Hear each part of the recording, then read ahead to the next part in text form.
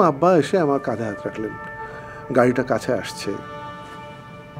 উনি কাঁধে হাত রেখে একটা কথা বলেছিলেন যে এতদিন পর্যন্ত আমরা তোমাকে না নিষেধ করেছি, আজ থেকে এই গাড়িতে তুমি উঠবে, তারপর তুমি তোমাকে না এবং নিষেধ করবে। বিয়ের পর একদিন একটু জোরে কথা বলেছিলাম, বিয়ের কিছুদিন পর আমার মা কাছে ছিলেন, সোজা এসে কোষে যেটা থাপ্পড় মারা ওরকম আমার বউয়ের সামনে থাপ্পড় মেরে বলছে, কোনোদিন বউয়ের সঙ্গে জোরে কথা বলবি না। ওদের যে কান্না দেখেছি আমি, আমার মনে হচ্ছে যে আর কি চাওয়ার আছে, যে একজনের জন্য এই মায়া, জীবনে তো আর কিছু দরকার হয় না, যে পরস্পরের জন্য মায়া প্রেম এটা থাকুক।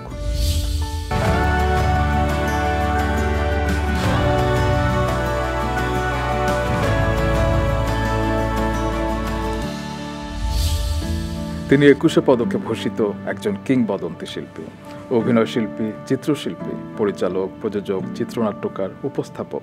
প্রতিটি পরিচয় তিনি উজ্জ্বল, স্বতন্ত্র। এই তো কিছুদিন আগে তাণ্ডব সিনেমায় তার অভিনয় দেখে আমরা সবাই মুগ্ধ হয়েছে, অথচ তাকে নিয়ে কেন যেন খুব একটা হইচই হলো না। হবে কি করে? সিনেমা মুক্তির আগে বা পরে তার জায়গা হলো প্রচারের আলো থেকে অনেক দূরে। পোস্টার বা সব ধরনের প্রমোশনালে তাকে রাখা হলো গৌণ করে, কোথাও হয়তো আবার রাখাই হলো না। অথচ তিনি আফজাল হোসেন, দা আফজাল হোসেন। আফসোস, আমরা তার মতো গুণীর কদরই করতে পারলাম না।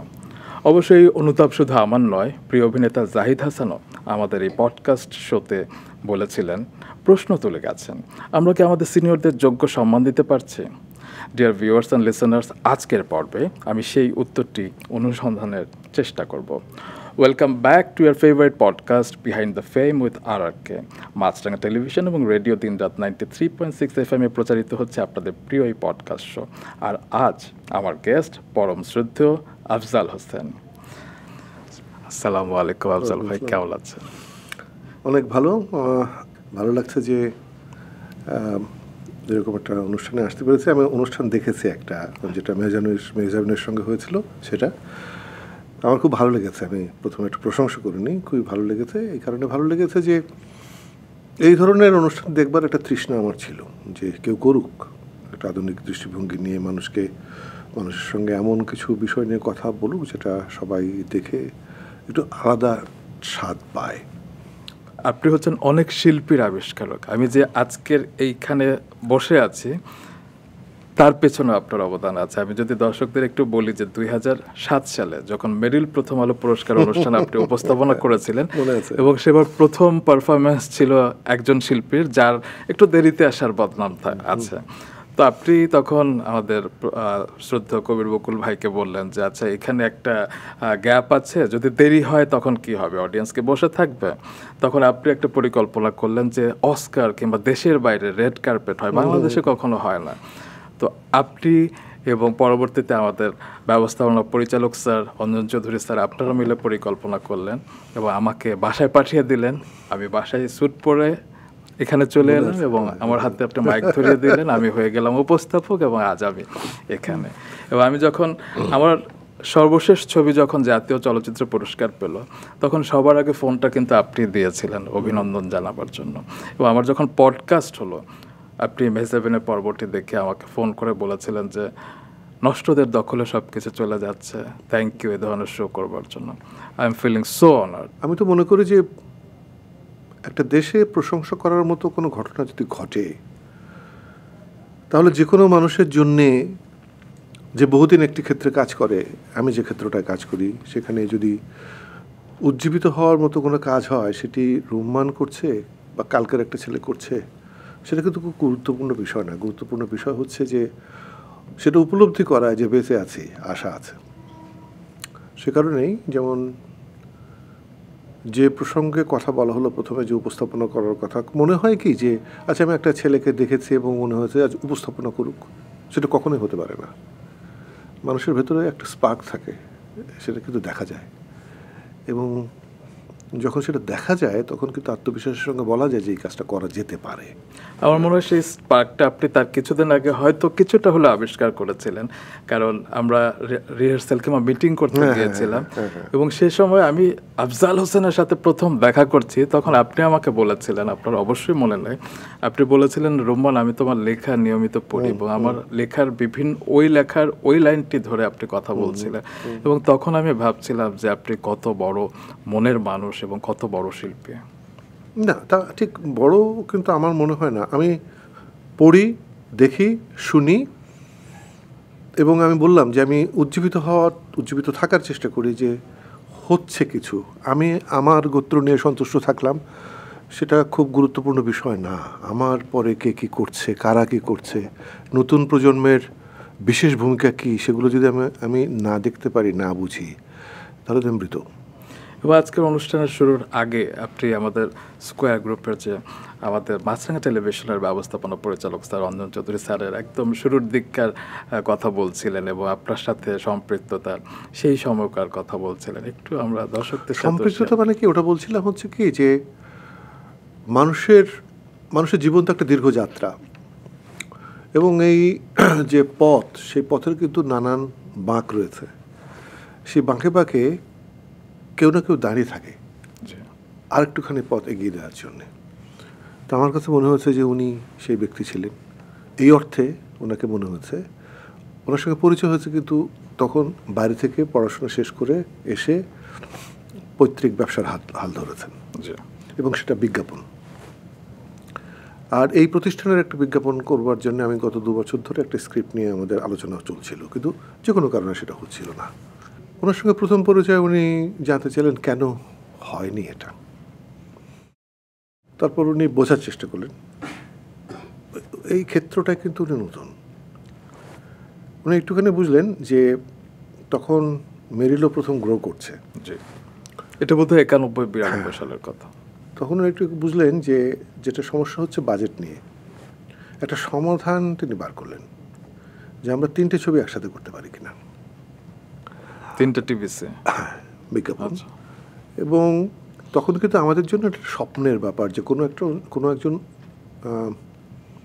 ক্লায়েন্ট বলছেন যে 3টি ছবি একসঙ্গে বানাতে হবে। এটা একটা বড় সাহস জোগাড়ের মতো ঘটনা।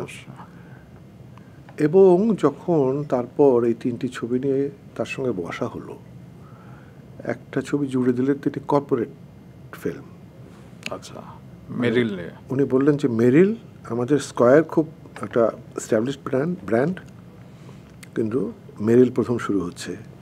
এই দুটোর সম্পর্কটা তৈরি করতে পারলে ওষুধের প্রতি মানুষের আস্থা থাকে, সুতরাং প্রসাধনের জন্য অটোমেটিক ওই আস্থাটার একটা অংশ যুক্ত হতে পারে। সেই জন্য আমি একটা কর্পোরেট ছবি বানাতে চাই। পড়াশোনা করে এসছেন বাইরে থেকে, কিন্তু আলাপ আলোচনার পর একদিন তিনি বললেন আমার মাথায় একটা কথা এসছে যেটা আমরা স্লোগান হিসেবে ব্যবহার করতে পারি কিনা। আমি শুনে অবাক হলাম। উনি বললেন জীবন বাঁচাতে এবং জীবন সাজাতে, এটাই তার আইডিয়া। আমার মনে হলো যে একটা মানুষ বাইরে থেকে পড়াশোনা করে এসেছে, পৃথিবীকে খুব ভালো জানে, কিন্তু দেশ এবং মানুষকে এত সহজে কিভাবে বুঝতে পারলেন। এবং সেই যে কাজটা করেছিলাম, কাজ তারপর বহুবার করেছি, বহু কিছু করেছি, কিন্তু আমার মনে হচ্ছে কি ওই ছবি 3টে বিজ্ঞাপনের মোড়টা পাল্টে দিয়েছিল। কারণ আমরা তো তখন দেশে কাজ করছি, অনেকেই গুরুত্ব দিয়ে আমাদের বিবেচনা করেন না। হ্যাঁ, পপুলার হয়েছে, কিন্তু ভালো বিজ্ঞাপন তো দেশের বাইরেই তৈরি হয়। তো এই বিজ্ঞাপনগুলো আমাদেরকে ওই ফুটবলটা দিয়েছিল এবং আপনি অনেকের জন্য দৃষ্টান্ত হয়ে থেকেছেন। অবশ্যই। এবং দেশের বাইরে থাকলেও স্যার কিন্তু বীর মুক্তিযোদ্ধা, হয়তো সেই কারণে সবসময় দেশের প্রতি প্রেম লালন করেছেন। মুক্তিযোদ্ধা, আধুনিকতা আছে এবং দূরদর্শিতা রয়েছে অবশ্যই। এবং এমন নয় যে ক্লায়েন্ট, সুতরাং আমি বলছি এটা হবে, ঠিক বিষয়টা এরকম না। একজন মানুষকে শোনা, এটাও কিন্তু অনেক বড় ব্যাপার। অবশ্যই। বয়সে যে যাই হই না কেন, কিন্তু শোনা, একটা ভাবনাকে শোনা, একদম, যেটা কিন্তু এখন আমাদের মধ্যে নাই। আমরা কাউকে শুনি না, আমরা শোনাতে চাই। আফজাল ভাই, আজকের পর্ব যেখানে শুরু হয়েছিল তাণ্ডব নিয়ে আমি দর্শকদের একটু জানাচ্ছিলাম এবং আমার আফসোসের কথা এবং অনেকের আফসোসের কথা, আমাদের জাহিদ হাসান ভাইও এই আসনে বসে আফসোস করে গেছেন যে আমরা দেখেছি যে তাণ্ডবে আপনি আছেন, খুবই খুশি হয়েছে যে আফজাল হোসেন এরকম একটা মেইন স্ট্রিম ছবিতে আছে যেখানে মেগাস্টার শাকিব খান আছে, কিন্তু পোস্টারের হয়তো এক কোনায় আপনি ছিলেন কিংবা কখনো হয়তো ছিলেনও না। আপনি তাণ্ডব সিনেমাটি আসলে করতে কেন সম্মতি দিয়েছিলেন? না, আমি করতে চাইনি। আচ্ছা, আমি করতে চাইনি সেটা কিন্তু কারণটা আমি ব্যাখ্যা করতে চাই প্রথমে। জি আমি তো বহু আগে চলচ্চিত্রে অভিনয় করতে চেয়েছিলাম। জি। তারপর একটা সময় আমার মনে হয়েছে যে সবাইকে দিয়ে সব কিছু হয় না, তো সুতরাং এটি করতে চাওয়া মানে আমার ভেতরে নানান ধরনের অতৃপ্তি তৈরি হবে। তার চাইতে বেটার আমার তো অনেক কিছু করার আছে, আমি সেদিকে ফিরে যাই। এখানে আমার আশা করার কিছু নেই। আর আমাকে একটা সাহায্য করেছিলেন একজন খুব নামকরা পরিচালক ছিলেন, তিনি অশোক ঘোষ, অনেক বড় ছবির পরিচালক ছিলেন, বড় বলতে সফল ছবির প্রযোজক। উনি একটা ছবির প্রস্তাব নিয়ে এসেছিলেন আমার কাছে, তো আমি সেই ছবিটা সম্পর্কে নানাবিধ প্রশ্ন করছিলাম। উনি সব প্রশ্নের উত্তর দিচ্ছিলেন, তারপর একটা চমৎকার কথা বলেছিলেন যে আপনি প্রশ্ন করতে পারেন, আপনি চলচ্চিত্রের মানুষ নন, আমি চলচ্চিত্রের মানুষ। আমি কিন্তু সেই মানুষের কাছে যেতে চাইব যে চলচ্চিত্রটা করতে চায়, আপনার মতো এত প্রশ্ন করে নয়। আপনি যদি প্রশ্ন করেন তাহলে ভবিষ্যতে আমি বা আমার মতো কেউ আপনার কাছে কোনো চলচ্চিত্রের প্রস্তাব নিয়ে আসবো না, কারণ আমি ধরে নেব যে আপনি চলচ্চিত্রের জন্য প্রস্তুত নন। আপনি করতে চাইলে অন্ধের মতো করতে হবে, আর না করতে চাইলে আপনার পছন্দ করবেন না। ওই দিন আমার মনে হয়েছিল যে আমার পছন্দ আমি করবো না। কোন চলচ্চিত্রটি? সেটা না বলি। সেটা খুব জনপ্রিয় হয়েছিল ছবিটা। আপনার আরেকটি ছবি ডাক দিয়ে যায় তো রিলিজ হয়নি? ওটা রিলিজ হয়নি, ওটা আমার প্রথম ছবি ছিল। ছবিটা 60 ভাগের মতো শুটিং হয়েছিল, মুক্তিযুদ্ধের উপরে ছবি। খুব বিখ্যাত একজন চিত্রনাট্যকার, এখনও অনেকেই তার নাম জানবেন না, উদয়ন চৌধুরী। জি জি। ওনার চলচ্চিত্র পরিচালনা ছিল, এটা দ্বিতীয় প্রথম ছবি ছিল। জি। ছবিটা আমার মনে হয় যে বোধ হয় টাকা পয়সার জন্য আর শেষ হয়নি। আচ্ছা, তো আমরা একটু তাণ্ডবের প্রসঙ্গে ফিরে আসি, যে আপনি ছবিটি করতে চাননি কেন? আমি করতে চাই নাই, খুব সহজ। আমি তো অনেক আগে ধরে নিয়েছি যে চলচ্চিত্র, আমি বাণিজ্যিক ছবিতে নিয়মিত অভিনয় করব না। জি। আমি তো নিশ্চিত আমি অভিনয় করতে চাই না। এটা আমার রুজি রোজগারের বিষয় নয়, তাহলে আমি কেন করব? মানুষ তো করে হচ্ছে কি যে একটা, ঠিক আছে আমার এই ক্ষেত্রটায় আমি কাজ করতে চাই, সেজন্য আমার তো করার ইচ্ছা নেই, কারণ আমি জানি যে অনেক আগে এই মাধ্যমটা আমি ছেড়ে এসেছি। কী জন্য ছেড়ে এসেছি আমি তাও জানি, কিন্তু তার মানে এই নয় কিন্তু যে তাণ্ডবের আগে আমি ছবি করিনি। আমি 2-3টে ছবি শেষ করেছি। সেই ছবিগুলো একজনকে যেমন বলেছি যে আপনাদের এই সিনেমাটায় অভিনয় করছি আমি, ছবিটা সিনেমা হলে চলবে না বলে। তার একটু অবাক হয়েছে যে মানে কি, এমনকি যে আপনারা একটা ছবির স্বপ্ন দেখেছেন, ছবিটা চলবে কি চলবে না সেই স্বপ্নটা দেখেননি। আমি ওই স্বপ্নের সঙ্গে থাকতে চাই যে আপনারা একটা ছবি বানাতে চান। তো আমি তো বাণিজ্যিক ছবিতে অভিনয় করব না, আমি জানি। আমার করতে কোনো অনীহা নেই, কারণ বাণিজ্যিক ছবি খারাপ এটা আমি বলছি না, কিন্তু করে তো মানুষ একটা জায়গায় একটা লক্ষ্যে পৌঁছাতে চায়, তার একটা হিসাব থাকে। আমার তো কোনো হিসাব নাই। তাহলে তাণ্ডব কেন করলেন? করলাম হচ্ছে রায়হান রফির, মানে তার চাই যে আমি যেন অভিনয় করি। আচ্ছা, তো চাই অবশ্যই। আর আমার বন্ধু রাফি জানে যে ফরিদুল সাগরের সঙ্গে আমার সম্পর্ক কি। সে সাগরকে বলেছে যে আমি এরকম বলেছি, ও করতে চায় না। সাগর আমাকে বলেছিল, দেশের বাইরে ছিল, ফোন করে বলেছিল তুমি এটা করো। That's all. আমি আর কেন করছি কি করছি ভাবিনি। অবশ্য আপনি করেছেন এবং সেটা আমাদের জন্য অনেক, আমরা লাভবান হয়েছি, কারণ আমরা একজন আফজাল হোসেনকে মেইন স্ট্রিম ফিল্মে দেখতে পারাটা আমাদের জন্য অনেক বিশাল ব্যাপার। এবং আপনাকে যখন খল চরিত্রে দেখেছি, দ্যাট ওয়াজ অলসো সারপ্রাইজিং। আপনি ধর্মমন্ত্রী এবং বোধহয় সাবেক স্বরাষ্ট্রমন্ত্রীর চরিত্রে মোনায়েম চৌধুরীর চরিত্রে অভিনয় করেছিলেন। এবং আপনি যখন গালি দিচ্ছিলেন একটা দৃশ্য ছিল, আমার ওয়াইফ পাশ থেকে বলছিল যে, গালিটাও কি সুন্দর করে দেয় আফজাল হোসেন। তো এত ভালো অভিনয় করলেন, এত প্রশংসা করলেন অনেক দর্শকরা, কিন্তু সেটা নিয়ে অত হইচই হলো না কিংবা ওভাবে প্রচারণায় আপনাকে রাখা হলো না। এই বিষয়টা কি আপনাকে হতাশ করেছে? না, করেনি? না,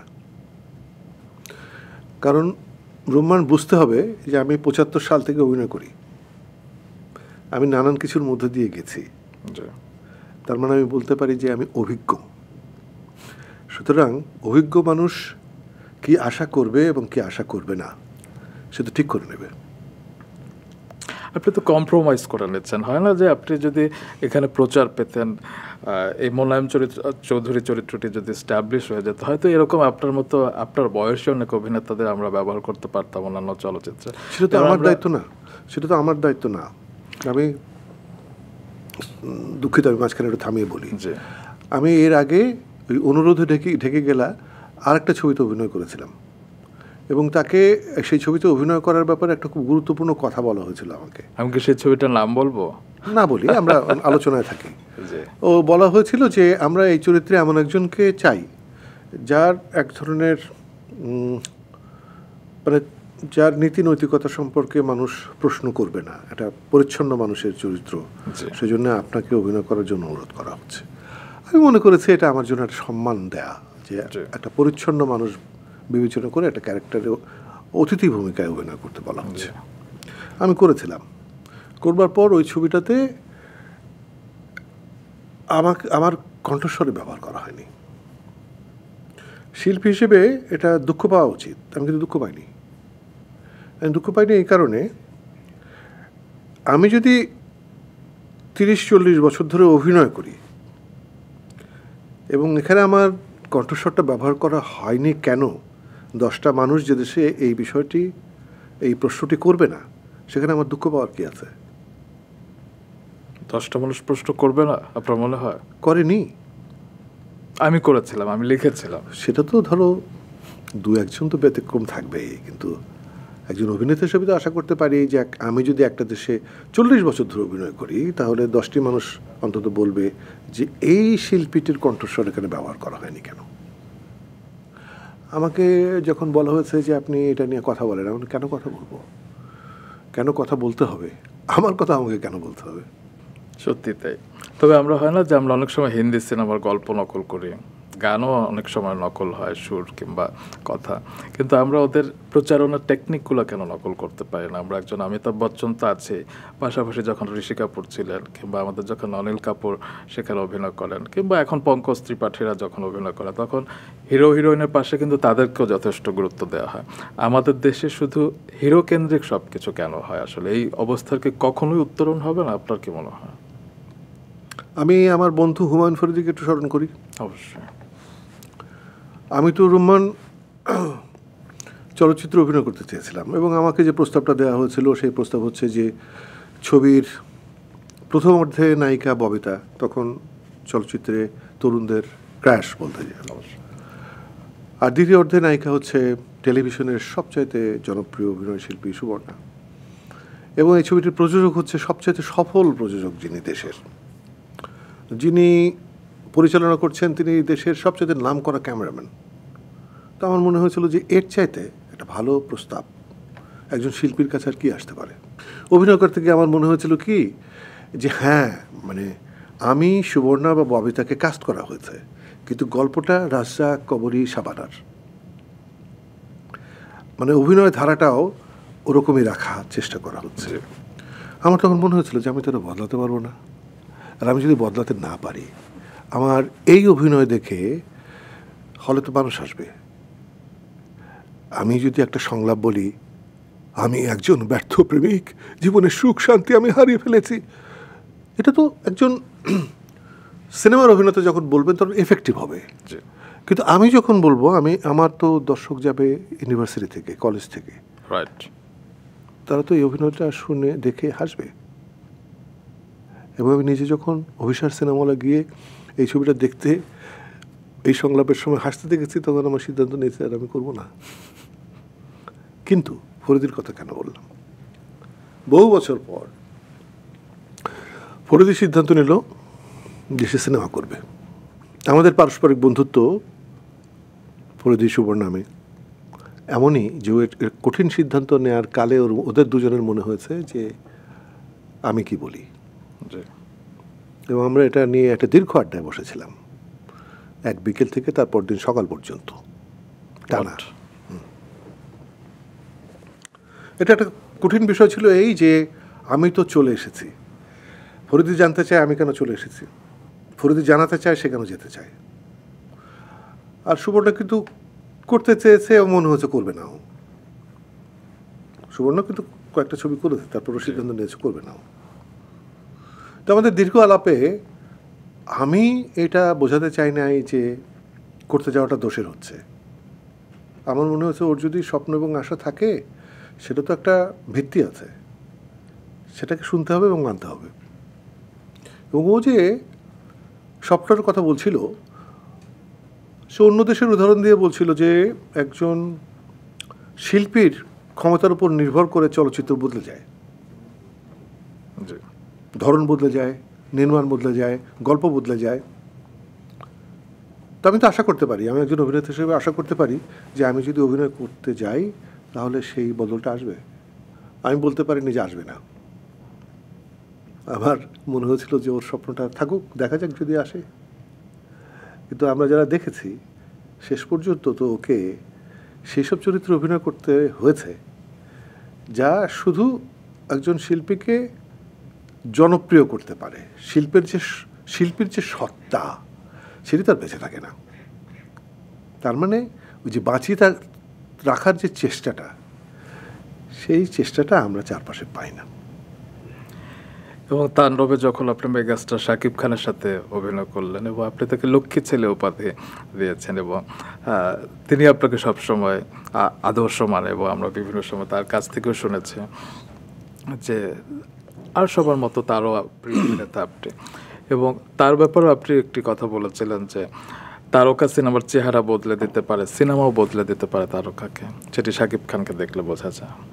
শাকিব খান কিন্তু অবিশ্বাস্য, যে যেটাই বলুক অবিশ্বাস্য। এই অর্থে আমি সেটা ওই ছবিটার মুক্তির কালে যে প্রেস কনফারেন্সটা হয়েছিল সেখানে কিন্তু আমি বলেছিলাম যে একজন অভিনেতা 200 ছবি করেছে, যে ছবিগুলো ঠিক সিনেমা, ওগুলো ওরকম কোনো চরিত্রে অভিনয় করা, নিজের গুণটাকে প্রকাশ করার সুযোগ কিন্তু থাকে না একটা টিপিক্যাল বাণিজ্যিক যে ছবিগুলো। তারপরে 200 ছবিতে অভিনয় করেছে, করার পরে যখন একটা মানুষ নিজেকে নতুন করে মানুষের সামনে হাজির করতে পারে, আমার সেটা মনে হয় অলৌকিক ঘটনাটা, বাস্তব কোনো ঘটনা মনে হয় না। এবং সত্যিকার অর্থে সর্বশেষ যে একের পর এক সে 2-3টা সিনেমা করেছে এবং তার যে পরিবর্তন, অভিনয় সাধ্য যেগুলো সে দেখিয়েছে, আমার কাছে মনেই হয় যে এটা খুব স্বাভাবিক ঘটনা না, মানে অবিশ্বাস্য ঘটনা। তবে আপনার মনে হয় না যে শাকিব খান তো মেগাস্টার, তাকে তো আমরা সবাই ভালোবাসি, তার বিশাল একটা ভক্ত শ্রেণী আছে, কিন্তু আমি যদি আবারও ইন্ডিয়ান ফিল্ম ইন্ডাস্ট্রির কথা বলি, সেখানে 3 খান জামাল আছে, আবার দেবগান, সিং, কাপুর কিংবা রোশন, কুমার, অনেকেই আছে।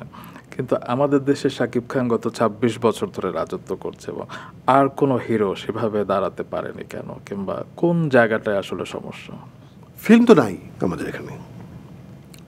মানে একজন অভিনয় শিল্পীকে প্রতিষ্ঠা করতে গেলে তো তার ফিল্মটা দরকার হয়, ফিল্ম তো নাই।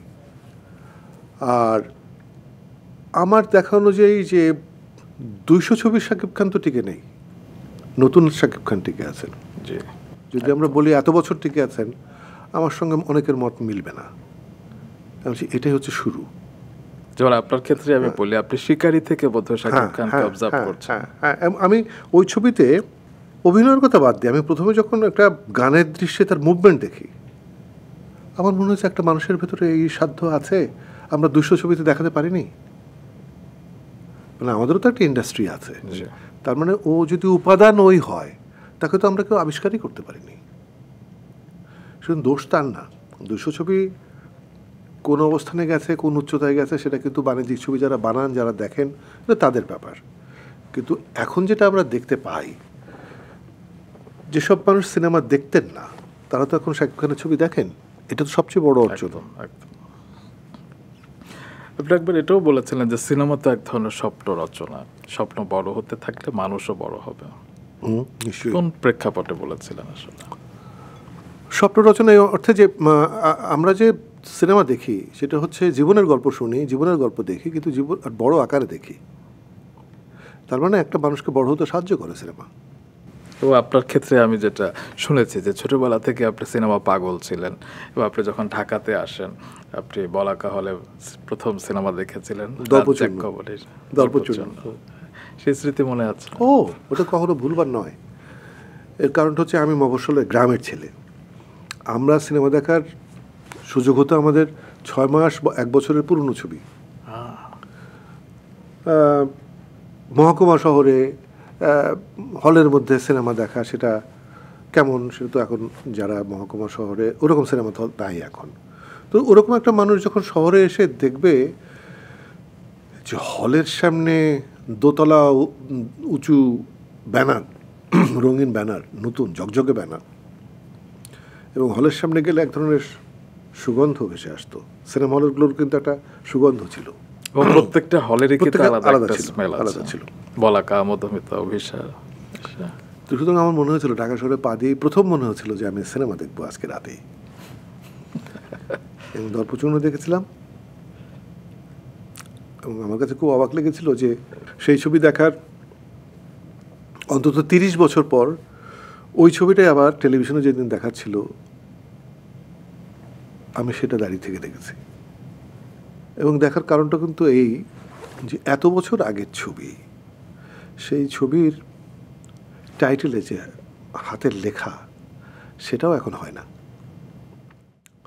টাইটেলের যে চিত্রায়ন সেটা দেখলে বোঝা যায় যে আগের নির্মাতারা বিদেশি ছবি দেখতেন।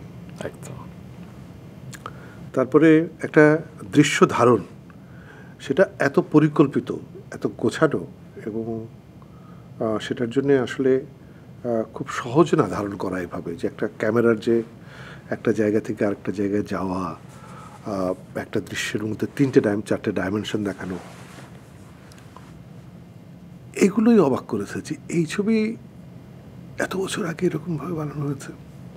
আপনার কি মনে হয় এর পেছনে বিস্তর একটা পড়াশোনা থাকতো যারাই কাজ করতেন, সেটার কারণে আমরা একটা ভালো মানের ছবি পেতাম? এখন যখন সাদা কালো ছবিগুলো দেখি, আপনি যেটা বললেন বাইরের ক্লাসিক ছবিগুলোর মতো লাগে, এবং সেই কারণে দর্শকরাও কিন্তু আগেকার শুধু শিল্পীদের না, কলাকুশলীদের নামও মুখস্থ করে রাখতো, সেটা নিয়ে আলোচনা হতো, এবং যে কারণে অনেক ছবি খারাপ হলেও দর্শকরা মন খারাপ করতেন হয়তো, কিন্তু খুব একটা তাদের মাঠে নামিয়ে দিতেন না, যেটার কারণে পরিচালকরা হয়তো ভালো মানের ছবি নির্মাণ করতে সাহস পেতেন। এবং এই কথাগুলো আমি না, আপনি বলেছিলেন একবার। ভালো মানের ছবি মানে রোমান, একটা সময় তো আমাদের দেশে একই সঙ্গে একটা ফোক ছবি হচ্ছে, জি, পোশাকি ছবি যেটাকে আমরা বলি। সে মানে ফোকের 2 ধরনের আছে, যে একটা হয়তো মানে একেবারে পুরনো একটা গল্প হচ্ছে, আর একটা রাজা রাজার গল্প হচ্ছে, এরকমই। সেটাও যেমন হচ্ছে, আবার খুব কৌতুকপূর্ণ একটা ছবি হচ্ছে, একটা রাজনৈতিক সচেতনতার ছবি হচ্ছে, একটা প্রেমের ছবি হচ্ছে, খুবই চমৎকার একটা সামাজিক ছবি হচ্ছে। তার মানে বিবিধ ধরনের ছবি একটা ইন্ডাস্ট্রি থেকে আসছে, এবং সেটা তো মানুষ শখ করে বানায় না, মানুষ তো চায় যে এই ছবিগুলো মানুষ দেখুক, এবং দেখেছে মানুষ। তার মানে একটা সময় এমন ধরনের দর্শক ছিলেন যারা বিচিত্র ধরনের ছবি পছন্দ করতেন, লাইন দিয়ে দাঁড়িয়ে থেকে সেই ছবি দেখতেন। তো সুতরাং আমি মনে করি যে সময়টা খুব অসাধারণ সময় ছিল। এখন তো আগে ভাবতে হয় যে এই ছবিটা চলবে কিনা, একদম খাবে কিনা। আমরা একটু সিনেমার মানুষদের প্রসঙ্গে থাকতে চাই কিছুক্ষণ। এটিএম শামসুজ্জামান আঙ্কেল, ওনাকেও স্মরণ করতে চাই। গত 10 সেপ্টেম্বর তার জন্মদিন ছিল। তার তো অনেক গল্প আপনার সাথে, এবং অনেক মজার গল্প। তিনি ভীষণ মজার মানুষ ছিলেন, সৎ মানুষ ছিলেন, কিন্তু বাস্তবে তো অনেকেই পারসিভ করতো যে পর্দায় তিনি মন্দ লোক, তো বাস্তবেও হয়তো মন্দ লোক। আপনি এরকম কয়েকটা গল্প বলুন না।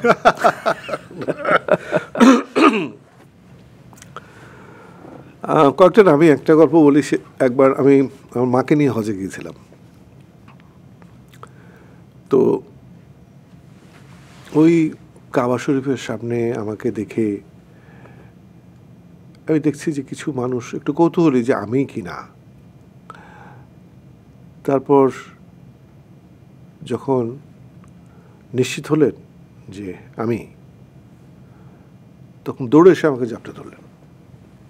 আপনি আপনি তো সেটা যে মানুষটি এসে জাপটে ধরলেন, যে তিনজন মানুষ ছিলেন, তাদের খুশি হওয়ার কথা কিন্তু একটাই কারণে, তিনি বিবেচনা করে নিয়েছেন যে আমি অভিনেতা মানে খুব খারাপ মানুষ, আমি হজে এসেছি মানে আমার ভালো হওয়ার ইচ্ছা জেগেছে মনে। এই ভাবনাটা যে ভুল সেটা কিন্তু বিবেচনা করা হয় নাই। এটা আমাকে খুব মনোকষ্ট দিয়েছিল যে আপনি কেন ভাববেন যে আমি খারাপ ভালো হতে এসেছি। কেন একটা মানুষ ভাবতে পারে না যে ভালো তো মানুষের মধ্যে থাকেই, খারাপ ভাববো কেন? আমার খুব মন খারাপ ছিল। এবং সেদিনই কাবা শরীফের বাইরে বিটিএম শামসুজ্জামানের সঙ্গে দেখা। উনি আমাকে মানে সিনেমায় একবার হিরো হলো, কিন্তু তাকে ডাকে হচ্ছে হিরো বলে। কি হিরো? মন খারাপ কেন? তুমি তাকে দেখি উনি দাঁড়ানো হাসতেছেন, খুব রসিক মানুষ ছিলেন। আমার মন খারাপ হচ্ছে এই কারণে। শোনেন, একটু আগে আমাকে একজন জিজ্ঞেস করেছে আপনি এখানে কি করেন। উনি যে প্রশ্ন করলেন কাবা শরীফের বাইরে আমি এখানে কি করতে পারি, উনিও ধরে নিয়েছেন আমি মন্দ লোক, কাবা শরীফে আমি এখানে বাইরে দাঁড়িয়ে কি করি। তাই আমি বললাম কিছু করি না, চুরি করতে আসছি, একটু পরে করুম।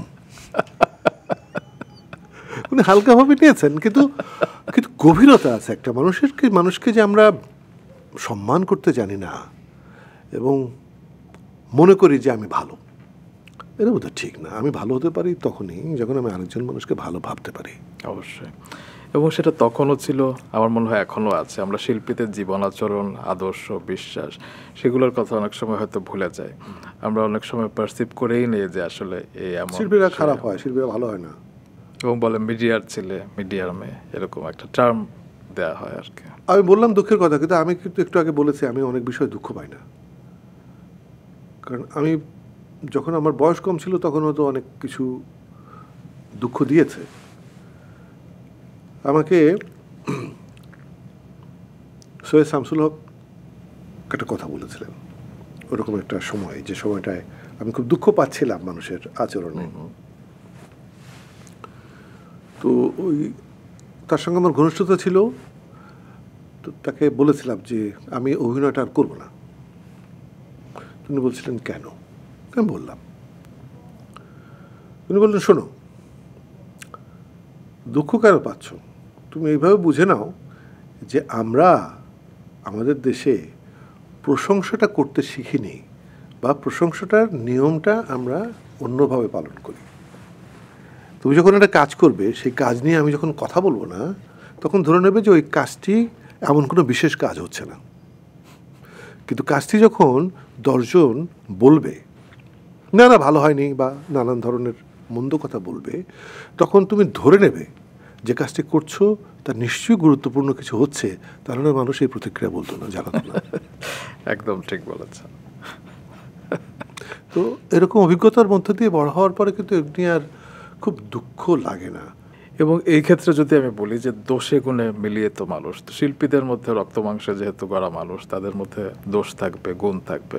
কিন্তু দেশের বাইরে যেমন, আমি যদি সঞ্জয় দত্তের কথা ধরি, তাকে নিয়ে আপনি কিছুদিন আগে একটা খুব সুন্দর লেখা লিখেছিলেন যে সে অস্থির মনা হওয়ার পরও তার ভেতরে কিছু হয়তো দোষ আছে, সেটা আদালত হয়তো বিচার করবে, কিন্তু সমাজ তাকে কি বলবো একঘরা করেনি। কিংবা তার ছবি যখন রিলিজ হলো তখন হুড়মুড় করে সঞ্জু দেখতে সবাই গেল। তো আমাদের এখানে কিন্তু বিষয়টি এখনো বিপরীত চিত্র। আপনার কি মনে হয় না? মানে আমরা গানে গাইতে পছন্দ করি মানুষ মানুষের জন্য, কিন্তু বাস্তব জীবনে তো মানুষ মানুষের জন্য হতে পারে না। যেটা হতে পারতাম। আমি রোমান কয়েকদিন আগে ম্যাডোনার একটা সাক্ষাৎকার দেখছিলাম। জি। ম্যাডোনা মাইকেল জ্যাকসন সম্পর্কে বলছিলেন, অনেক কথাই বলছিলেন, কিন্তু একটা কথা আমি এখানে মেনশন করতে চাই। ম্যাডোনা বলছেন যে মাইকেল জ্যাকসনের মতো শিল্পী তো আর জন্মাবে না, কিন্তু যতদিন বেঁচে ছিলেন আমরা কেউ কি একজন শিল্পীর সঙ্গে যে আচরণ করতে করা উচিত তাকে কেউ করতে পেরেছি? তাকে আমরা একা করে ফেলেছিলাম। এটা মনে হলো এই কারণে যে আমরা তো বলি মানুষ মানুষের জন্য, আমরা যে আরেকজনের জন্য হয়ে উঠতে পারি না। এই কথাটা যদি আমি শ্রদ্ধেয় হুমায়ুন ফরিদির ক্ষেত্রেও বলি যে তিনি যখন চলে গেলেন, এখন আমরা সবাই বলি তিনি আমার আইডল কিংবা তিনি আমাদের দেশের গর্ব, কিন্তু তিনি যখন ছিলেন আমরা কি সবসময় তার খোঁজ খবর রেখেছি কিংবা সবসময় তাকে দেওয়ার মতো চরিত্র দিয়েছি, যেটা গত তার জীবদ্দশায় অনেক বছরই তো শেষের দিক সময়গুলো। আমি আবার আরেক বন্ধুর গল্প বলি, তা দিয়ে উত্তরটা হবে। রাইসুল ইসলাম আসাদ আমাদের সময়ের প্রতিভাবান একজন অভিনেতা, যিনি দেখেছি আমি যে টেলিভিশনের সবচাইতে গুরুত্বপূর্ণ চরিত্রে একদা অভিনয় করেছেন। সিনেমার সবচাইতে একজন শিল্পীর যে লোভ থাকে যেসব চরিত্রে অভিনয় করবার, অসংখ্য চরিত্রে অভিনয় করেছে রাইসুল ইসলাম আসাদ। মঞ্চে অসাধারণ চরিত্রগুলোতে অভিনয় করেছেন। আমরা যেহেতু একই দলের, অনেকদিন পর দেখা হয়েছিল আমাদের একটা রিহার্সালে। আমি ওকে জিজ্ঞাসা করেছিলাম যে তোকে দেখি না কেন কোথাও। তারপরে 15-20 মিনিট আমি আর কিছু বলতে পারিনি, ও অনর্গল কথা বলে যাচ্ছিল। সেই কথার মধ্যে ছিল অভিমান, ক্ষোভ, যে একটা মানুষ যে আছে, এই অস্তিত্বটা আমরা আসলে দেখাতে পারি না, যে আমাদের বোধের মধ্যে একটা মানুষ আছে। একটা মানুষকে আমরা শূন্য করে দিই।